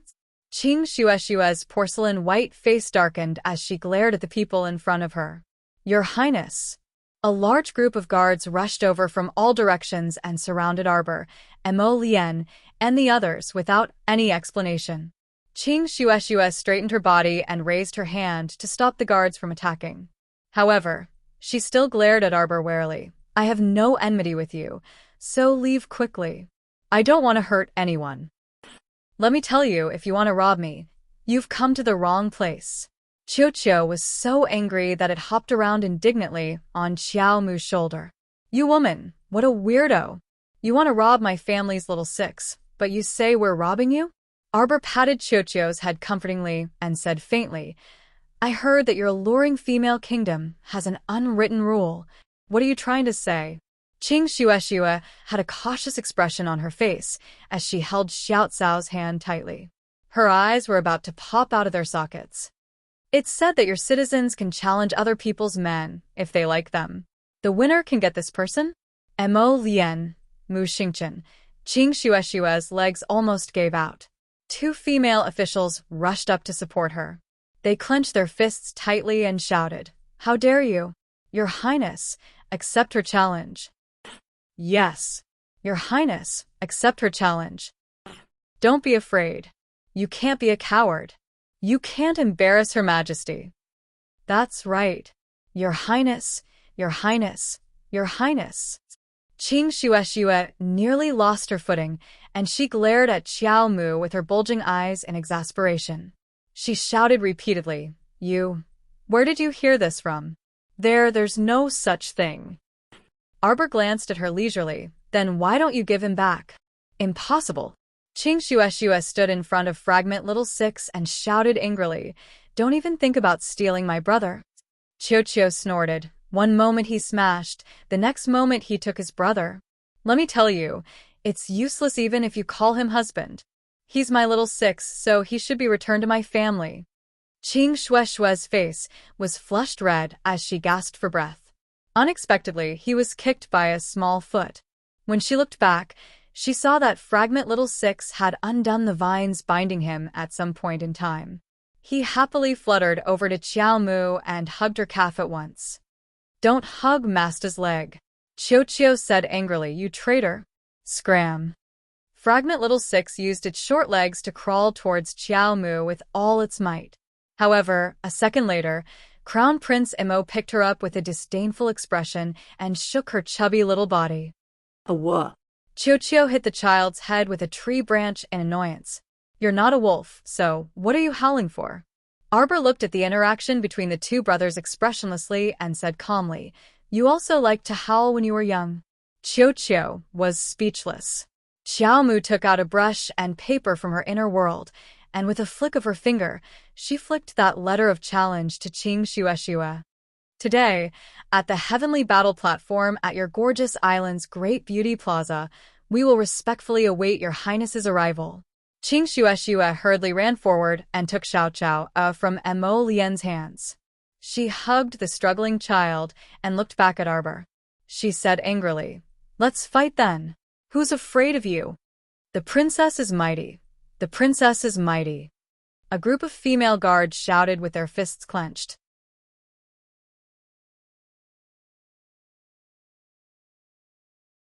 Chapter 40-90.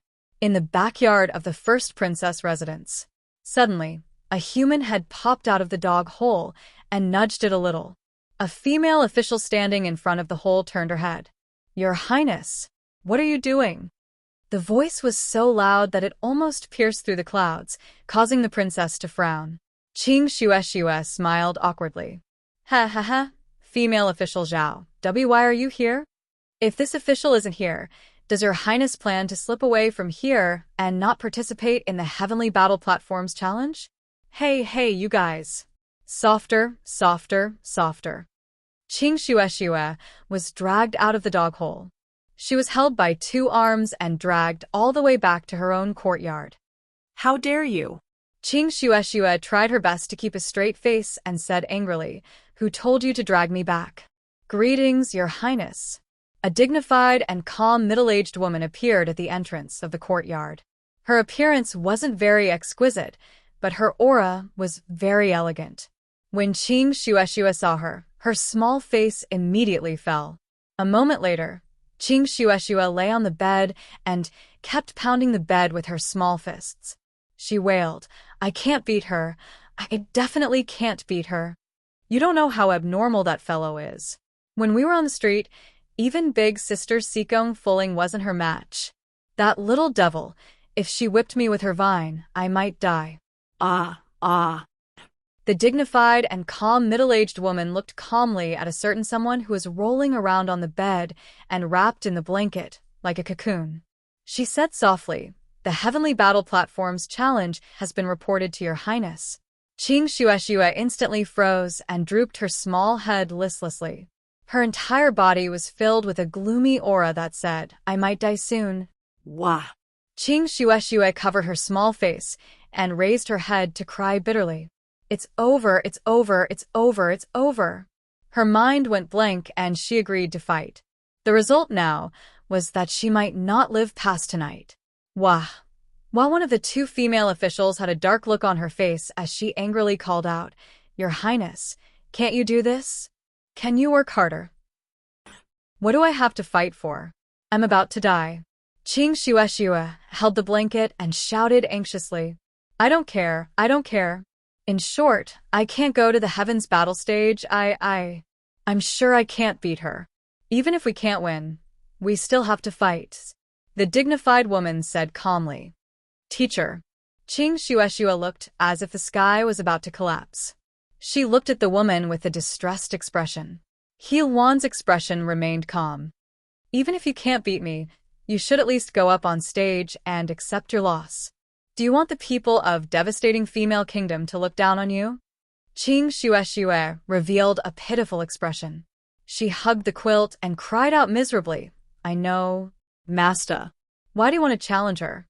The little treant stood majestically on Arbor's shoulder, waving a small branch hand and shouting angrily, "Let's just take little Six back." Arbor raised his hand and stroked his little head. She took care of little Six for more than a year and didn't have any bad intentions towards him. I want her to willingly hand over little Six. Master, then will you be merciful to her? Arbor shook his head. I will respect my opponent, no matter who she is. Emo Lien's mouth twitched.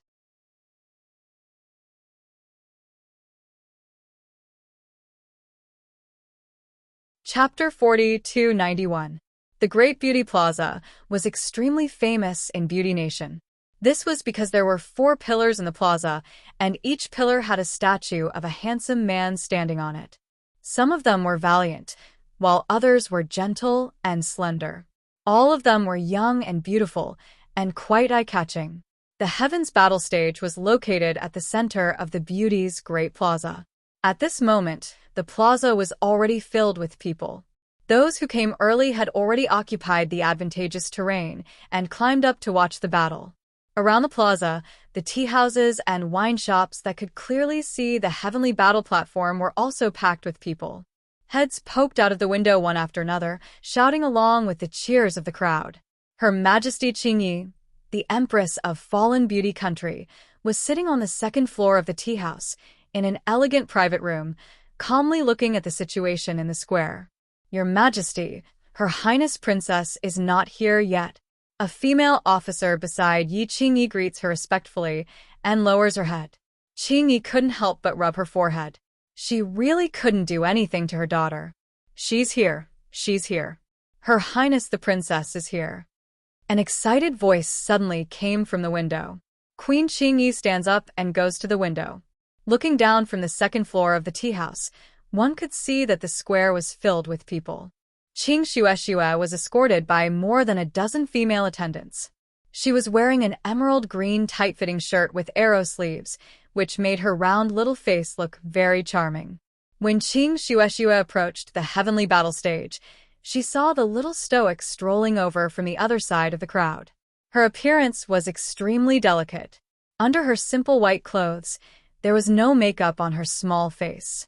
Such a cold and indifferent woman, as long as she walked in front of people, they would be unable to look away.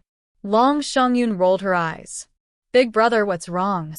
It hadn't even been half a day since they entered devastating female kingdom, and this stoic face was already stirring up trouble and fighting with someone? I heard that this guy is challenging the princess of devastating beauty country. Is there a need to be so explosive? Long Huan's face was filled with helplessness. Let's wait and see.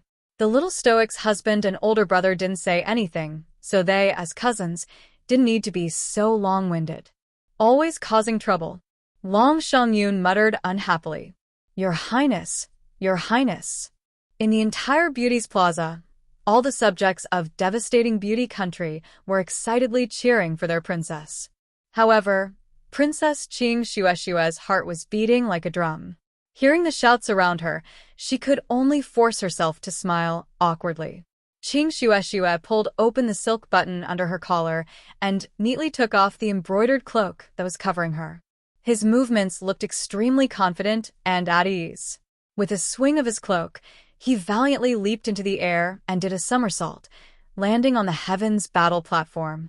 As a result, the excited cries of the women in the Beauty Plaza became even more intense. Your Highness, Your Highness. Her Highness will win. The princess will win. Compared to the sea of people calling for the princess, Arbor was extremely quiet.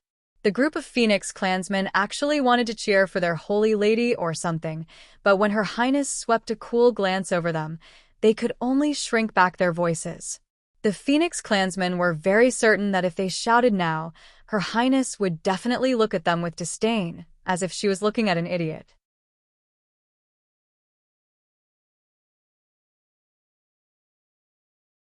Chapter 40-292. Qing Shueshue stood on the sky platform with her hands behind her back and assumed a pose as she looked down the stage. Her gaze landed on Arbor, who was surrounded by everyone. The calmer the little stoic's expression was, the more scared Qing Shueshue felt. Could it be that she was imagining things? This stoic didn't use any fancy moves and flew onto the stage to attract everyone's attention. She walked up the sky platform step by step and stood in front of her. Qing Shueshue blocked with both hands, looking as if she was facing a great enemy. Where's little six? What little six? Qing Shueshue glared at her. Soon after, she saw female official Zhao walk over while holding an exquisite little doll carved from jade. There was an uproar below the stage. Hey, why is it a little doll? She's quite pretty, but isn't she too lacking in moral integrity? That's right. What are they fighting over such a small doll? Qing Shueshue was flustered and exasperated. She pounced over and hugged her little Chao, glaring at Arbor like a tiger eyeing its prey. Little Chao, don't worry. Older sister will definitely protect you. Fragment little six meaty little fists swung at her face. He moved his little arms and legs and reached out to Arbor with an ah-off sound. Qing Shueshue couldn't help but feel exasperated and grumpily pulled his little paw down. Little Chao, did you forget that we swore to be sworn brothers in the underwater canyon, that we would never be apart? Fragment little six looked at Qing Shueshue blankly. Female official Zhao expressionlessly snatched the child from Qing Shueshue's hands and bowed, saying, Your Highness, if you want to protect this child, you have to work hard. Little Chao. Qing Shueshue cried out sorrowfully and turned to glare at Arbor. What will it take for you to give up?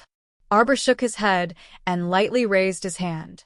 A jade-green vine shot out from his palm and coiled around her wrist. Fragment Little Six, who was being held in female official Zhao's arms, immediately flailed his little arms and legs restlessly and whined, wanting to return.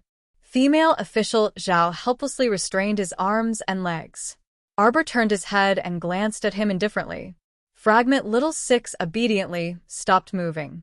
Qing Shueshue's lips twitched as she murmured softly, "It is indeed the sacred wood." The green vines on Arbor's wrist suddenly sprang out and fell to the ground in an instant. The thick vines wrapped around the entire sky battle stage. Tens of thousands of trees grew, plants grew, and verdant vines intertwined and grew, propping up a towering umbrella. Ah! The crowd couldn't help but let out a soft cry. Looking back, he saw that the vines under the eaves and the trees on the road had all sprung up, as if they had been injected with an excessive amount of vitality, growing upwards with a whoosh. Ah! Ah! Fragment Little Six twisted its chubby body restlessly, and an indescribable light shone from its small, beady eyes. Arbor summoned a pitch-black ferrule from his consciousness and held it in his hand. His gaze was clear and cold as he looked at Qing Shueshue before him. Do it. Female official Zhao held the child and turned to glance at He Luan, who had an indifferent expression. Lady He. Female official Zhao sighed and said, "How long do you think Her Highness the Princess can last in the other party's hands?" Before He Luan could say anything, her eyelids jerked violently. Qing Shueshue darted forward and stretched out both hands, forcefully grasping the little stoic's hand that was holding the ferrule. Her legs turned to jelly, and she knelt in front of the other party. She raised her small head and shouted, I admit defeat."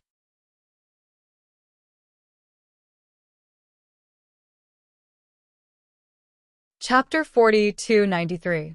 There was complete silence all around. Everyone stared dumbfoundedly at the princess and couldn't find their voices for a long time.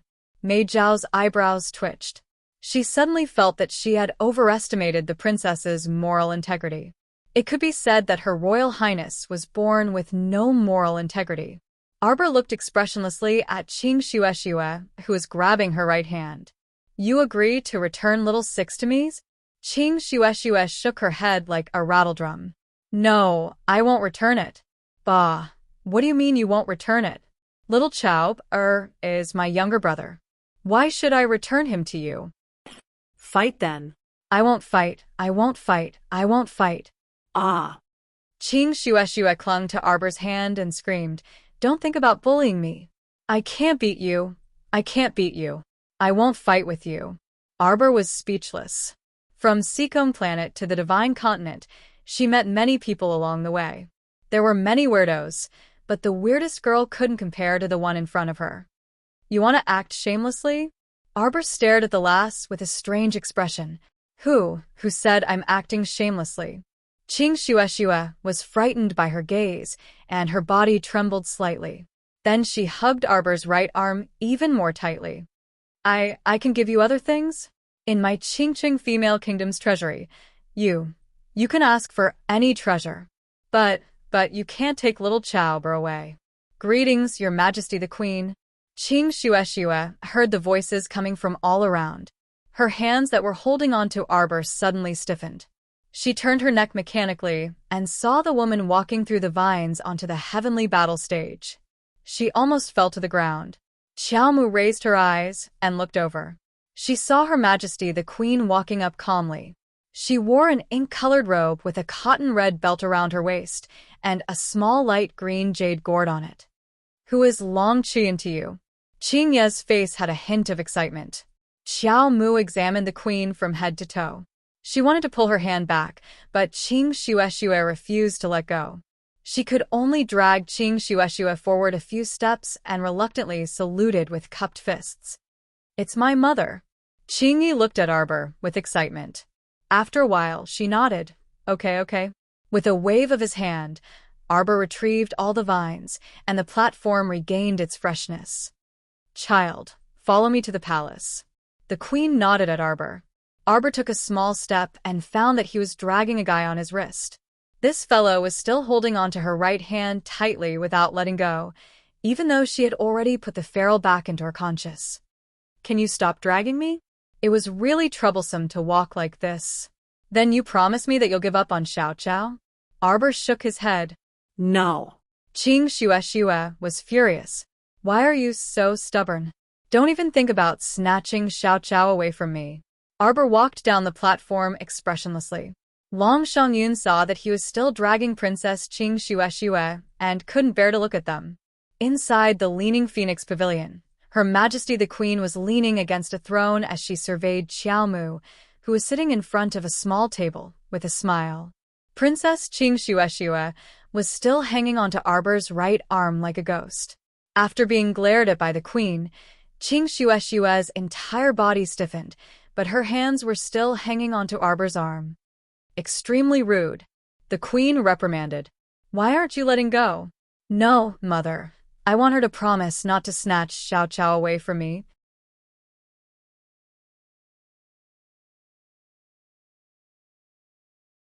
Chapter 4294. The Queen glared at her and reprimanded. You've already lost. What else do you want? Qing Xue wished that she could roll around on the ground. She looked at her mother with pleading eyes and cried out, Mother, I picked Xiao Xiao up from the sea. Qing Xue looked at Arbor, who was looking down at her. She moved her mouth and retracted her hand, feeling aggrieved. She obediently knelt beside Arbor. She turned around and looked at Arbor seriously. More than a year ago, I was in trouble in the underwater canyon. It was Xiao Xiao, who accidentally saved my life. I'm not coveting his vitality. I just want to protect him and take good care of him. Arbor looked at her and nodded after a long time. He's a fragment of the sacred wood seed. He's a part of my Qiuqiu. Arbor raised his hand and patted the little tray ant on his shoulder. He turned to look at Qing Xue and said, I respect Little Six's choice.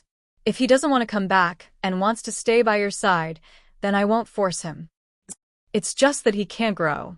He'll probably stay in this form in the future. Qiuqiu squatted on Little Masta's shoulder and glared fiercely at the child in Mei Zhao's arms. You dare to make Little Masta sad. I'll destroy you.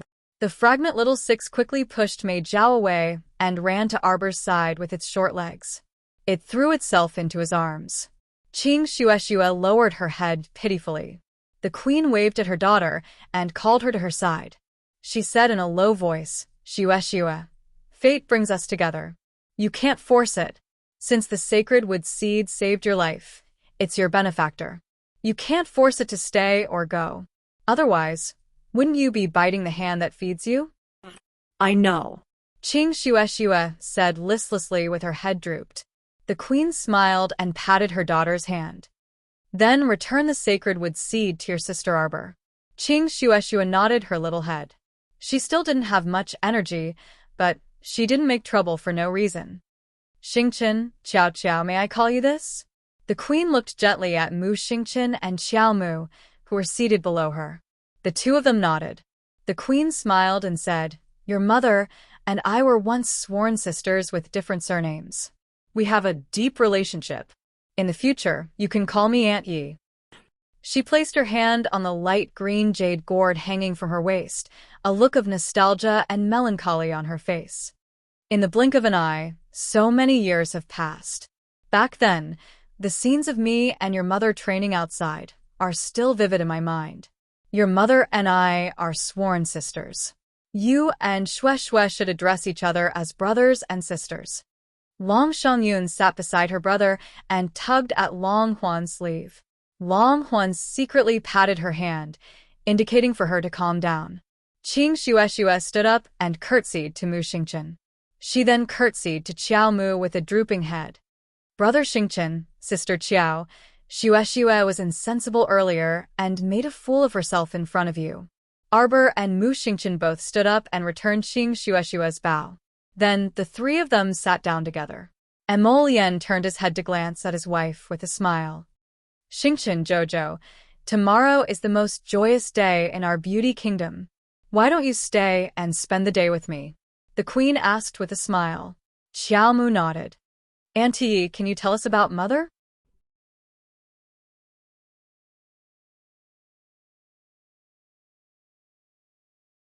Chapter 4295. The Queen's eyes revealed a trace of yearning and reminiscence. She raised her hand to invite everyone to the feast and said softly, "That year, your mother and I were training in the forgotten river Cold Valley. We encountered many dangers, but also many opportunities. Your mother became famous at a young age. At that time in the Forgotten River, she was known far and wide. When people mentioned your mother, they would give her a thumbs up." The Queen couldn't help but laugh when she mentioned this. I was unconvinced and went to find her to fight. During the feast, the Queen talked about many past events, and the younger generation listened with great interest. When night fell, the Queen naturally let them stay in the palace. Arbor pushed open the window and looked at the half-moon hanging high above the trees. Her eyes revealed a trace of reminiscence. Big Brother drank a lot today. Emolien hugged her waist from behind and lowered his head to rub against her head. Because Big Brother is very happy today. Arbor nodded slightly. They all felt that it was very novel to be able to hear so many of their mother's old stories. It seemed that in their hearts, they felt that they were one step closer to their mother. Holy Land of Snow Ridge, Forgotten River Cold Valley, Abyss of Sacrificial Sea, Pond Lotus Sacred Land. Arbor whispered, "Aunt Yi said that my mother has been to all of these famous adventure holy lands in the Forgotten River. When I stepped into this sea area, it was as if I could feel her presence. There are traces of her everywhere." This feeling was somewhat strange, but also made them happy. Emolien lowered his head and kissed her little face. "Yes, we can be one step closer to our mother." Arbor turned to look at him and raised her hand to hug his neck. "Wherever Jojo goes, Jojo's lotus will follow." Emolien couldn't help but want to laugh. He nodded and leaned closer to her. "Of course. Jojo, your husband will always be with you." He rubbed his lips on her face and reached out to carry her horizontally. He turned and opened the curtain. The next morning, Arbor was awakened by a loud noise. He opened his misty eyes in a daze. She looked around and saw that her husband was dressed in a light blue robe. His phoenix-like eyes were sparkling, and he had a faint smile on his face. He looked refreshed as he walked into the house. Very naturally, he lifted his wife up and helped her wash up and dress. Emolien leaned close to her ear and whispered, "The Queen's birthday is starting. It's so lively outside. Chow chow, let's go out and take a look. Today, there are all kinds of hawkers on the streets. There's a dazzling array of food and drinks outside. Let's go out and eat." Arbor nodded. His eyelids were still drooping. He was not fully awake yet. Emolien couldn't help but chuckle after wiping her face. He kissed her on the lips and said, "Chow chow, you look so cute with that blank expression on your face. She still hasn't woken up? Take a look at your husband." Arbor glanced at him from the corner of her eyes. She reached out a little paw and pushed his handsome face that was close to hers. Emolien couldn't help but laugh. He took her little paw in his hand and bit it gently. "Don't push." "Don't push me." Arbor's mind cleared up a little at his teasing. She nuzzled her head against Emolien's shoulder. "Jojo's lotus, it's hotter today than yesterday, isn't it?" Jojo's lotus was warm in winter and cool in summer. It was comfortable to hug her. Emolien's body temperature was lower than usual. For a cultivator like him, his body temperature could rise or fall as he wished.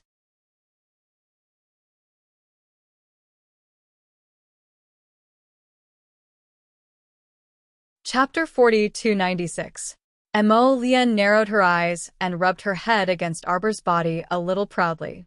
"It's hot outside, but with me hugging you, Jojo won't feel hot. Older sister Chiao, older sister Chiao." Loud shouts came from outside. The door to the private room was shaken from the outside, and the door bolt fell off. Qing Shueshue rushed in recklessly. Arbor immediately pushed Emolien away, jumped down from his body, and straightened his clothes.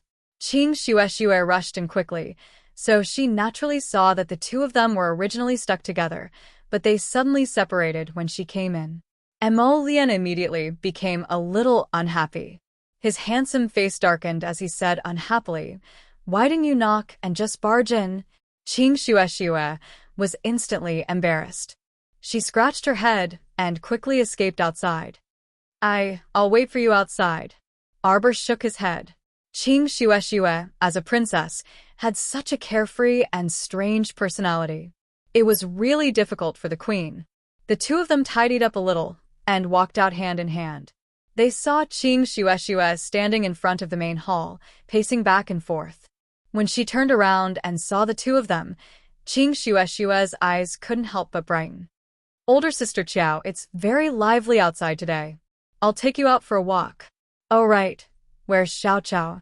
Let him out too. Xiao Qiao loves to watch a lively scene. Arbor glanced at her and raised his hand to summon Fragment Little 6.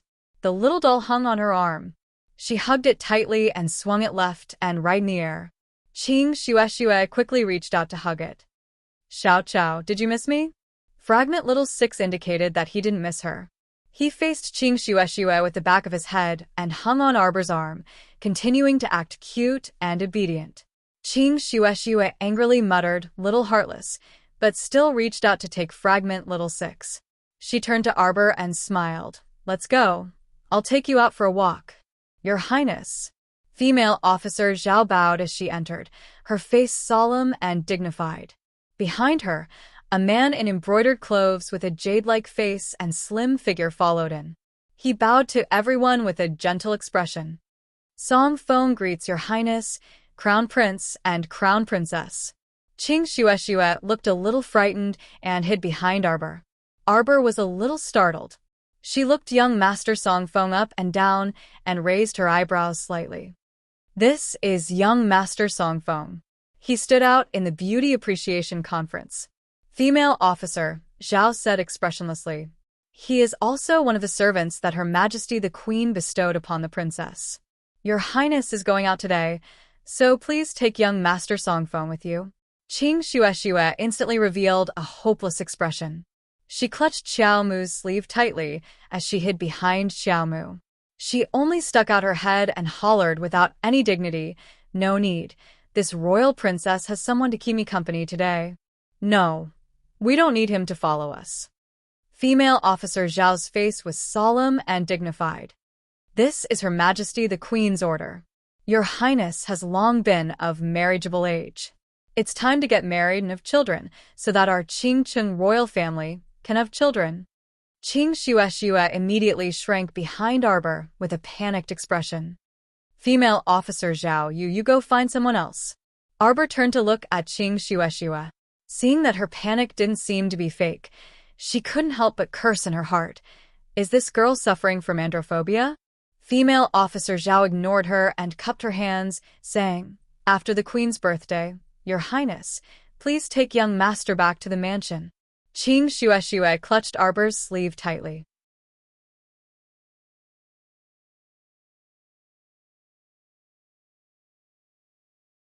Chapter 4297.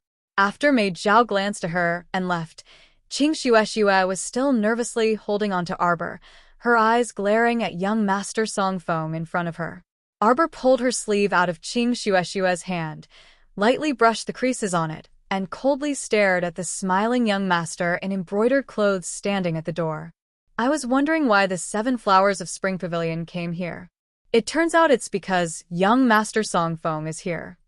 She really didn't expect that a male procuress of a small brothel could now openly enter the residence of the first princess of Womanland. This was really strange. It was hard for people not to be puzzled. "I've embarrassed myself in front of the crown princess."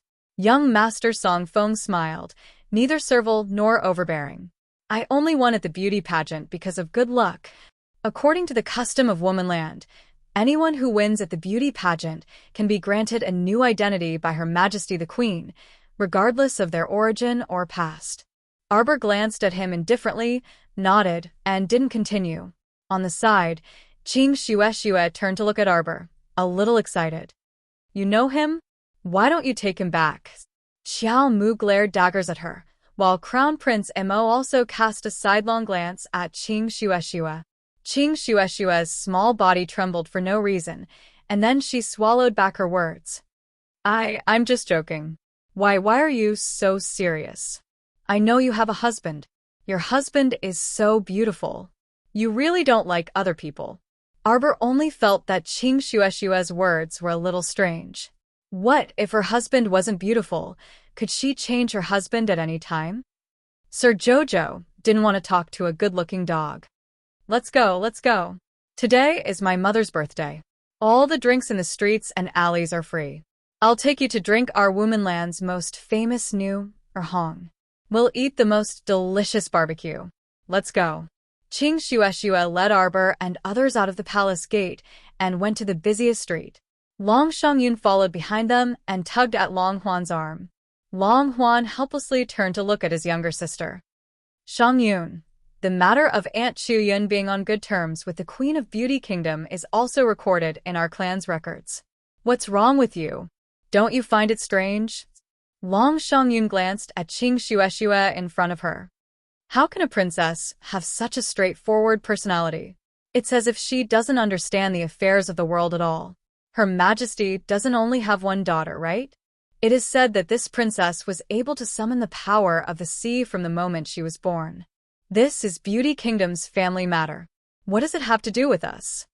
Long Huan shook his head and said, Xiangyun, why do you care about this? I think Arbor might have been fooled. Long Xiangyun curled her lips. She looks fierce, but she's just a child. After a few words from others, you're already running around with them. Perhaps that princess is hiding some evil intentions. How would she be able to tell? Long Huan looked at her strangely.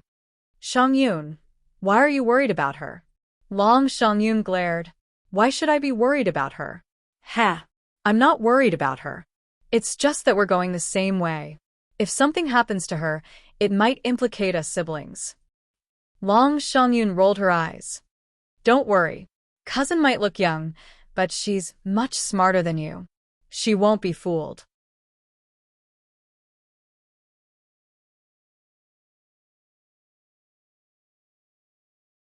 Chapter 40-98. Don't worry. I reckon that whoever tries to deceive her will be in trouble. Long Huan shook his head and said in a low voice, moreover, cousin's methods are very sharp. If someone really messes with her, I'm afraid they'll have to face the consequences. Long Xiangyun glared at her brother angrily. Brother, your evaluation of this person is getting higher and higher.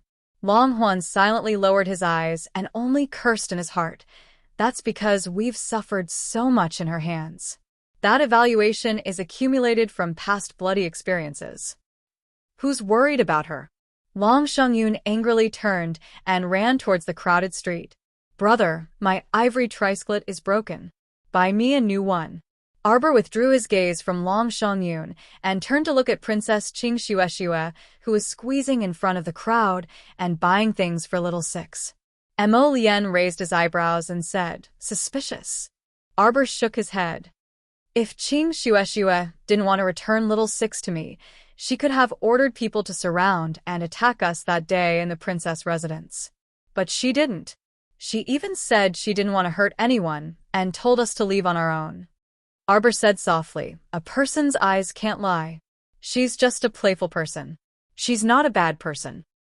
And I can feel that strong water spirit energy in her body. It's second only to holy water. Arbor said softly, if she had fought with me on the heavenly battle platform that day, I might not have been able to defeat her with just the power of holy wood, unless she used other methods, such as talismans, poison techniques, or summoning the power of earth and water spirits to use holy water to suppress the 9 layers of spirit water in Qing Shueshue's body. Mo Lien smiled faintly as he reached out to hold his wifey's hand, his face full of pride. He knew that as long as his Jojo calmed down, he would be able to see the situation and people's hearts clearly. His Jojo was very smart. Although little Six dislikes her, he doesn't reject her. Arbor said softly, who knows what will happen if they meet or part if they meet? They don't have much time left together. Let them be. Jojo, you're so nice. Emolian smiled and shook Jojo's little hand. Her eyes fell on young Master Songfeng, who was following behind Qing Shueshue, and she frowned slightly. That person? Arbor frowned and said thoughtfully, I think I've seen him somewhere before.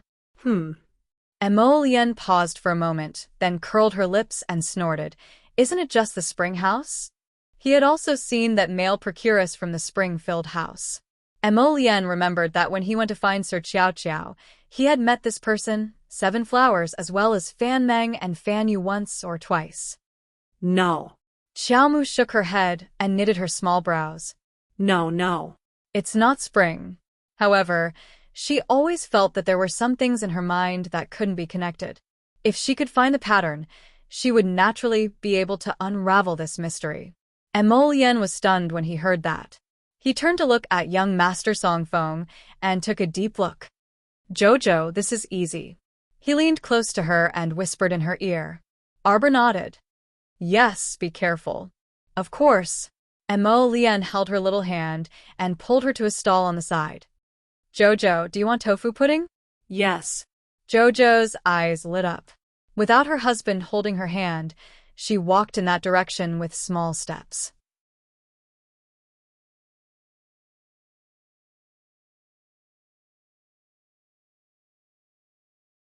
Chapter 4299.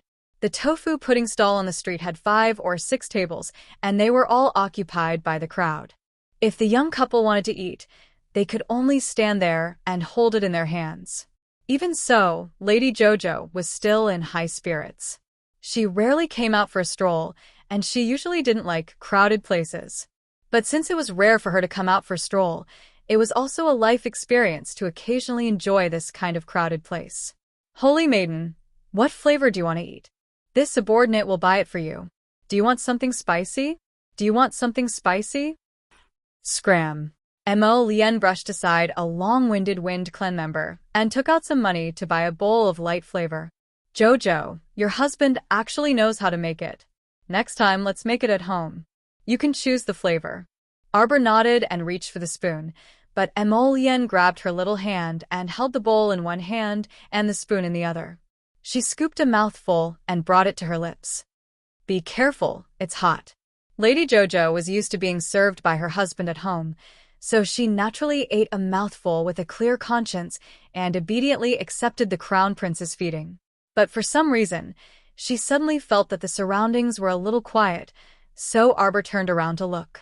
She saw that the men and women in front of 5 or 6 tables were all staring at the two of them without blinking. The envy in the women's eyes couldn't be concealed at all. Wow, look at that girl's husband.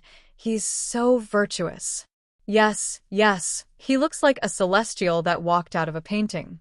TSK, those phoenix eyes are so seductive. My heart can't help but pound. Where can I find such a beautiful and virtuous husband? Mo Lian.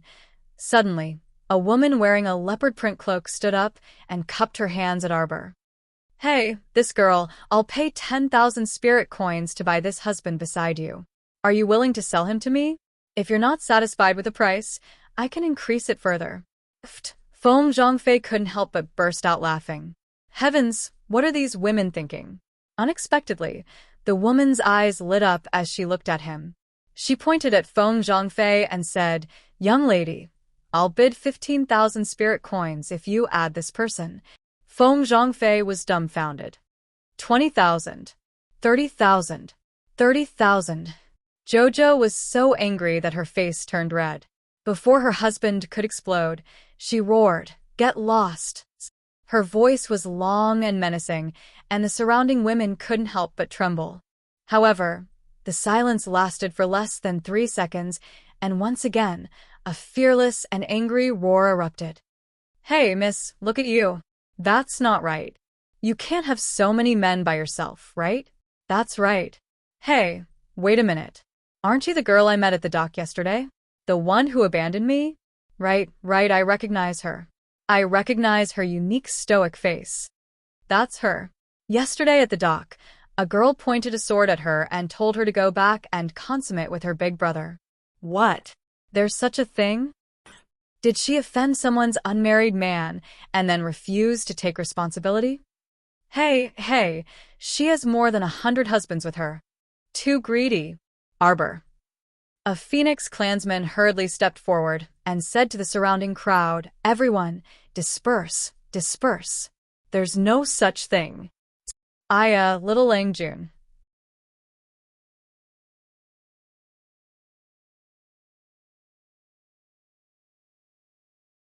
Chapter 4300. A perverted hand picked up that Phoenix youth's hand and stroked him back and forth with an intoxicated expression. How can you be so stubborn? That Phoenix youth's handsome face instantly stiffened. He tried to pull his hand back, but he couldn't do so due to the crowd. Arbor flew into a rage when he saw this. He kicked that woman in the chest, sending her flying several meters away and crashing into a nearby flower rack with a bang. Instantly, a series of shocked screams were heard, and the flower racks that had been set up collapsed one after another. Fuck.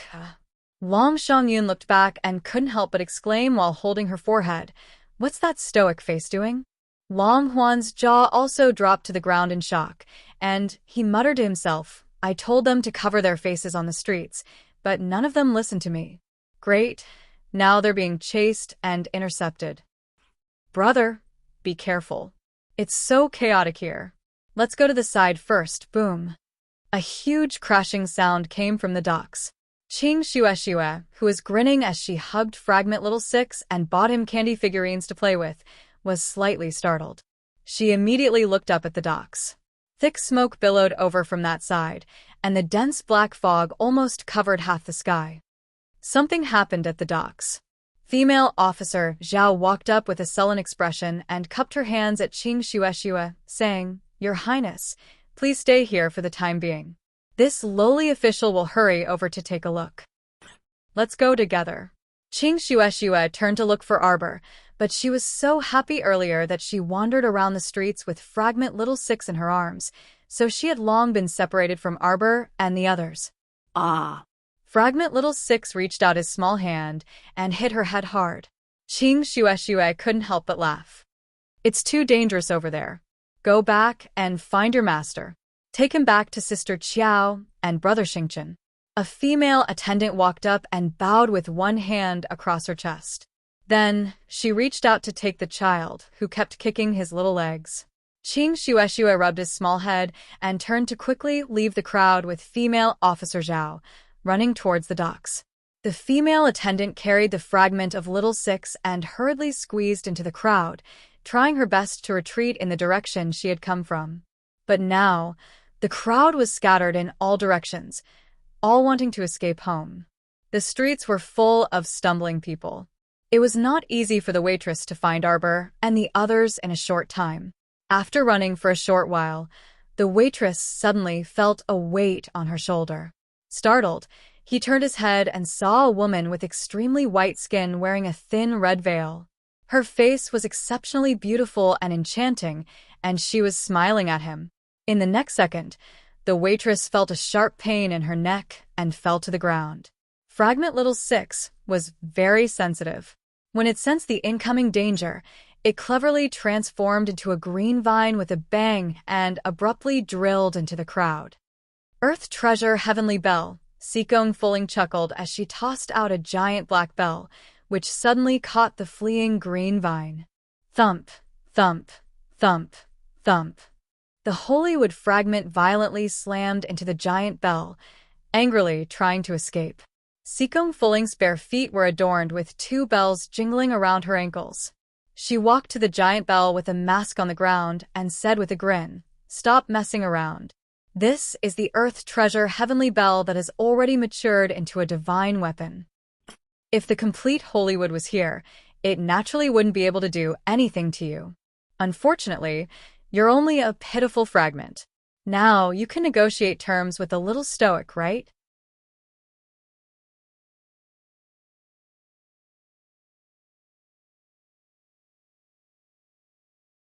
Chapter 4301.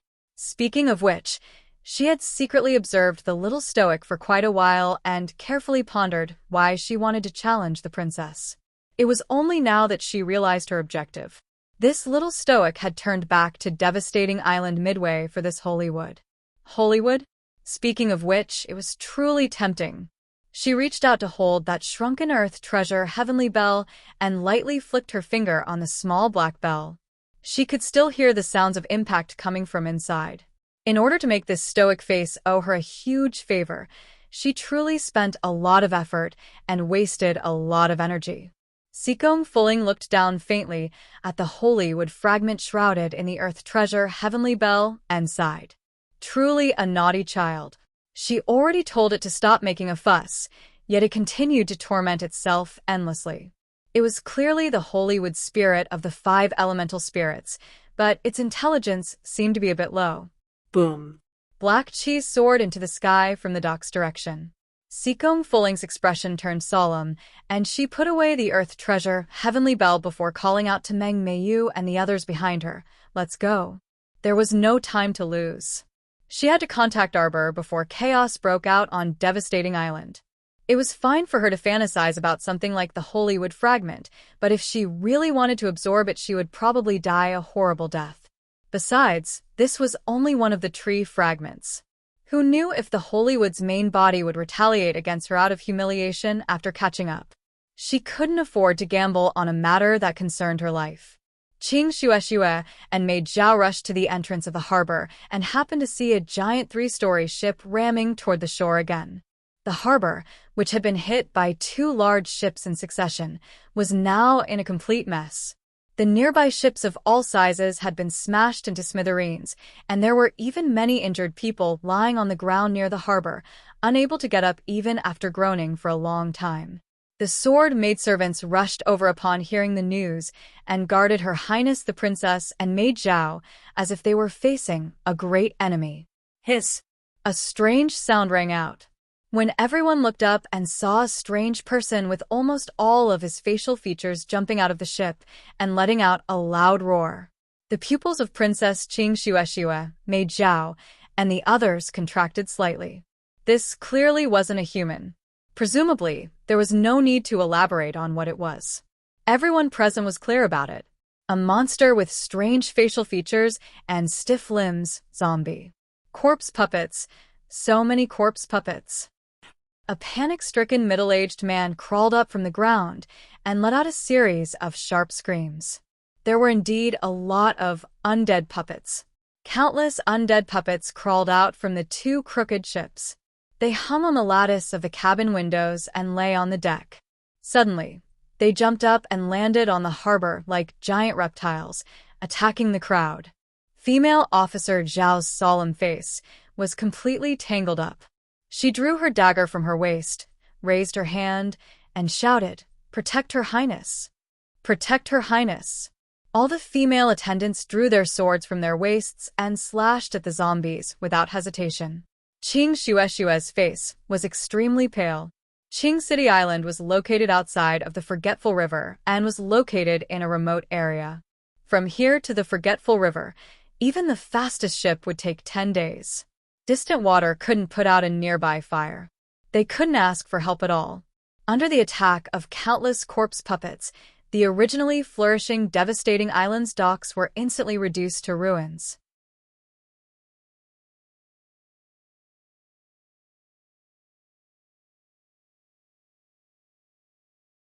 Chapter 4302. The scattered crowd on the street, like grasshoppers in a pot, fled in all directions and rushed straight to their homes. Arbor was carried by Emo Lian and jumped onto the roof. Mu Xingchen, Long Shangyun, Long Huan, Feng Chongqing, and the others also hurriedly jumped onto the eaves to avoid being crowded with the crowd and making it difficult to walk. "What's going on?" Long Shangyun asked with a puzzled expression. "The sound seems to be coming from the dock. Do we need to go over and take a look?" Arbor frowned. He glanced around and saw young Master Song Feng's slender figure being pushed back and forth in the crowd. 2 maids were trying their best to protect him, but the crowd came in the opposite direction and pushed them to the left and right, immediately scattering them. Arbor gently pulled Emo Lian's sleeve. Emo Lian immediately understood, and with a flick of his finger, a purple line of fire blazed towards young Master Song Feng. "What are you doing?" Long Shangyun saw this and couldn't help but exclaim. Was this couple a troublemaker? None of them were easy to deal with. There was no enmity between them, so why did they provoke that young Master Song Feng? Seeing that the purple flame was about to burn the corner of young Master Song Feng's clothes, one of the maids rushed forward without thinking about her own safety and used her sword to resist the purple line of fire. Mo Lian naturally didn't want to hurt people, so when she saw the woman rushing over, she withdrew the fire. She squeezed Arbor's little hand and turned to smile at her. "Stay here." After throwing down the sentence, Crown Prince Mo's slender figure floated down and abruptly flashed to young Sir Songfeng's side, attacking him without warning. "Young Master Mo, what are you doing?" "My young master has no cultivation and doesn't know martial arts," the maid exclaimed and hurriedly came forward to resist, and she even pushed young Master Songfeng back very dutifully. Mo Lien didn't bother with this woman and knocked her down with a finger. Then he rushed to young Master Songfeng. A slender, jet-black long sword appeared in his hand in an instant. With a strong gust of wind, it went straight for young Master Songfeng's neck. This young Master Songfeng silently looked at Prince Mo, who was thrusting his sword towards him. The fleeing crowd was frightened by Prince Mo's actions and couldn't help but cry out in surprise. Fast, the speed of his moves was simply too fast, so fast that it was somewhat dazzling. While most people were still in shock, Prince Mo's sword had already reached young Master Songfeng's neck. If he didn't dodge, Prince Mo's sword would definitely slit his throat, causing blood to gush out. Long Shongyun could not help but be shocked. She subconsciously grabbed her brother's sleeve. Wasn't this crown prince of the divine land too temperamental? Why would he suddenly attack a defenseless man? What was he trying to achieve? Ding! A flying dagger as thin as a cicada's wing collided with Mo Lien's sword in the nick of time. Prince Mo's sword was a few inches lower, and at that moment, young Master Songfeng took 2 steps back and quickly avoided his sword. Mo Lien slightly raised the corners of his mouth. Without any explanation, the Raven Moon sword in his hand stabbed at young Master Songfeng again. This time, the sword emitted a faint purple flame, and the fire spirit instantly expanded and spread, sweeping out an arc of strong wind. It suddenly fell on young Master Songfeng. The surrounding people couldn't help but exclaim. They originally thought this delicate and elegant young master would be swept away and seriously injured after being hit by the Crown Prince's sword.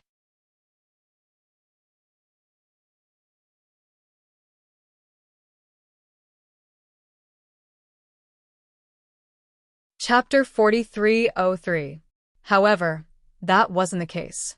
A piece of divine armor floated on young Master Songfeng's arms, and a ball of water spirit circulated in his hands, imperceptibly emitting waves of oppressive might. Mo Lien tried a few more times, and a cold killing intent crept onto her lips. Her phoenix eyes roamed as she stared menacingly at the person in front of her. "No wonder Jojo said you looked familiar. As expected, you're an acquaintance." The instant Mo Lien made a move to probe him, young Master Songfeng knew that he couldn't hide his identity anymore. Thus, he didn't try to conceal his identity anymore and tried in vain to continue concealing it. In reality, this little stoic's senses were truly quite sharp. Once she became suspicious, even if she didn't attack you for the time being, she would probably probe you as much as possible until you completely gave yourself away. Young Master Songfeng smiled faintly, and a long sword made of water spirit appeared in his hand. "As expected, it's me who appeared here. Was it too deliberate?" At this time, the little stoic had already floated down. Long Qi, Long Shongyun, and the others also followed her down in confusion. Due to the battle between Prince Mo and young Master Songfeng just now, the crowd here had already fled in all directions. Only they and the 100 Phoenix Tribe disciples stood on the empty half of the street. Arbor stared coldly at him. "You never thought of hiding yourself in the first place?" That's why he admitted it so openly. Devastating Island should be surrounded by now, right? Arbor swept him an indifferent glance. The little stoic is still as smart as ever. Young Master Songfeng chuckled faintly and nodded. "Take a guess, can you all escape?" Mo Lien suddenly smiled at him. "Why don't you take a guess first?" "I guess? I can't." Young Master Songfeng spread his hands with a smile, and his gaze swept over everyone. The instant the venerable Peach Blossom Immortal and Holy Sun Mi Yen appeared, young Master Songfeng's expression changed slightly, and he said, "Seal off divine senses." Instantly, many people rushed out from the eaves in all directions, and each of them held an ancient bronze mirror in their hands. As soon as the light in the mirror fell, the entire area was sealed inside a mirror formation. Arbor gave it a try. As expected, divine senses really didn't work. She pulled out a jade storage talisman from her waist and flicked it into the air. 17 to 18 god powers balls instantly poured out of the talisman and were tossed toward the eaves in all directions with a wave of her hand. Boom, boom, boom. A terrifying explosion resounded throughout the entire street. Many people on the eaves were hit by the god power of God's balls. Young Master Songfeng's eyes flickered slightly, and he sighed. How can you be so ruthless, Xiao Xiao? Without another word, Qiao Mu's vine whip lashed out at his face. His methods were ruthless and swift, and no one could compare to him. Before Long Shangyun could react, she saw Qiao Mu whip young Master Songfeng's outer robe. Avufs of master swindlers. She glanced coldly at young Master Songfeng. A bunch of damn swindlers. 7 flowers suddenly appeared on the eaves, each guarding a corner in 2s and 3s. They looked down coldly. You're the one who intercepted and killed us in Red River Canyon and Phoenix Grove, ghost-faced hallmaster. Damn shameless swindler. Die. Arbor's voice was chilly. When her gaze landed on young Master Songfeng, there wasn't the slightest bit of warmth. They were all swindlers. They all lied to her.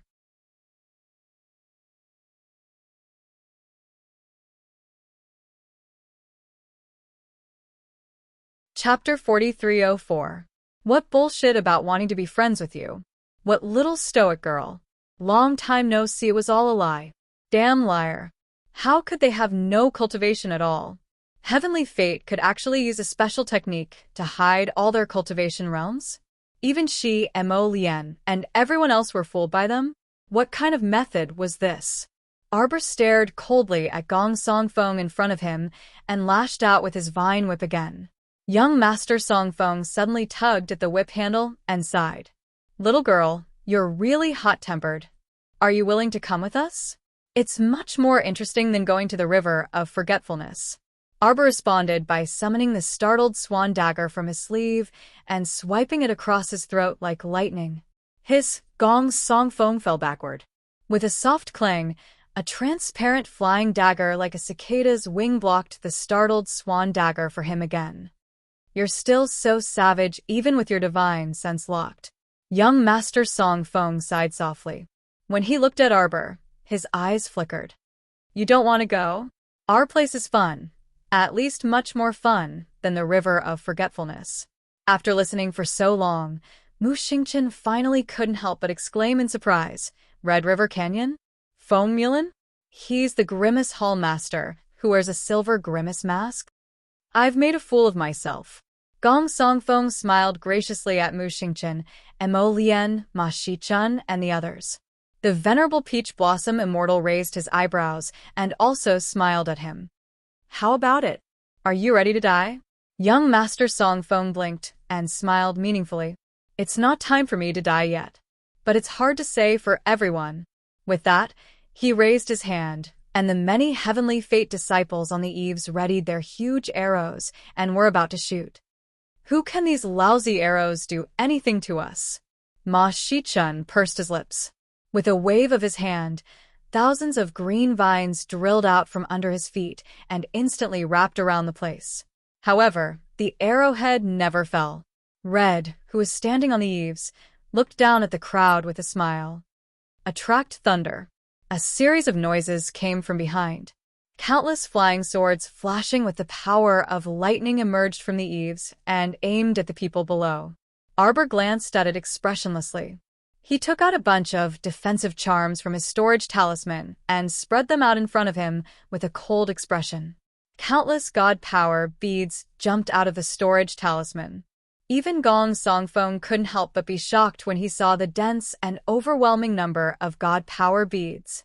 At this moment, in this situation, in everyone's hearts, the word fuck popped up in capital letters. Where did you get so many god power pearls? Are you planning to tear down the entire street? Oh no. Are you planning to blow up the entire devastating island? I don't know if I'll die or not.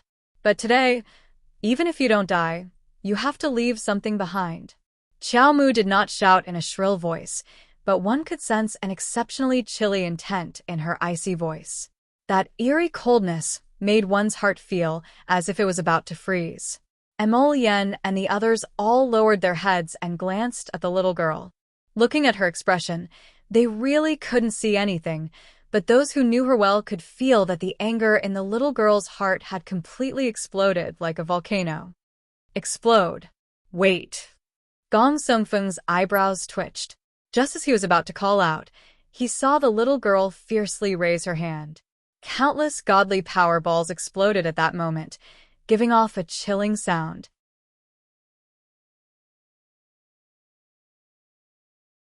You're tuning in to the LoveLore Library YouTube channel. We're so grateful for your support, and don't forget to subscribe to join us on this incredible journey through captivating stories. Your generosity through donations truly makes a world of difference, as it's the primary source of revenue that allows me to expand and enhance this channel for you. Thank you from the bottom of my heart for being a part of this adventure.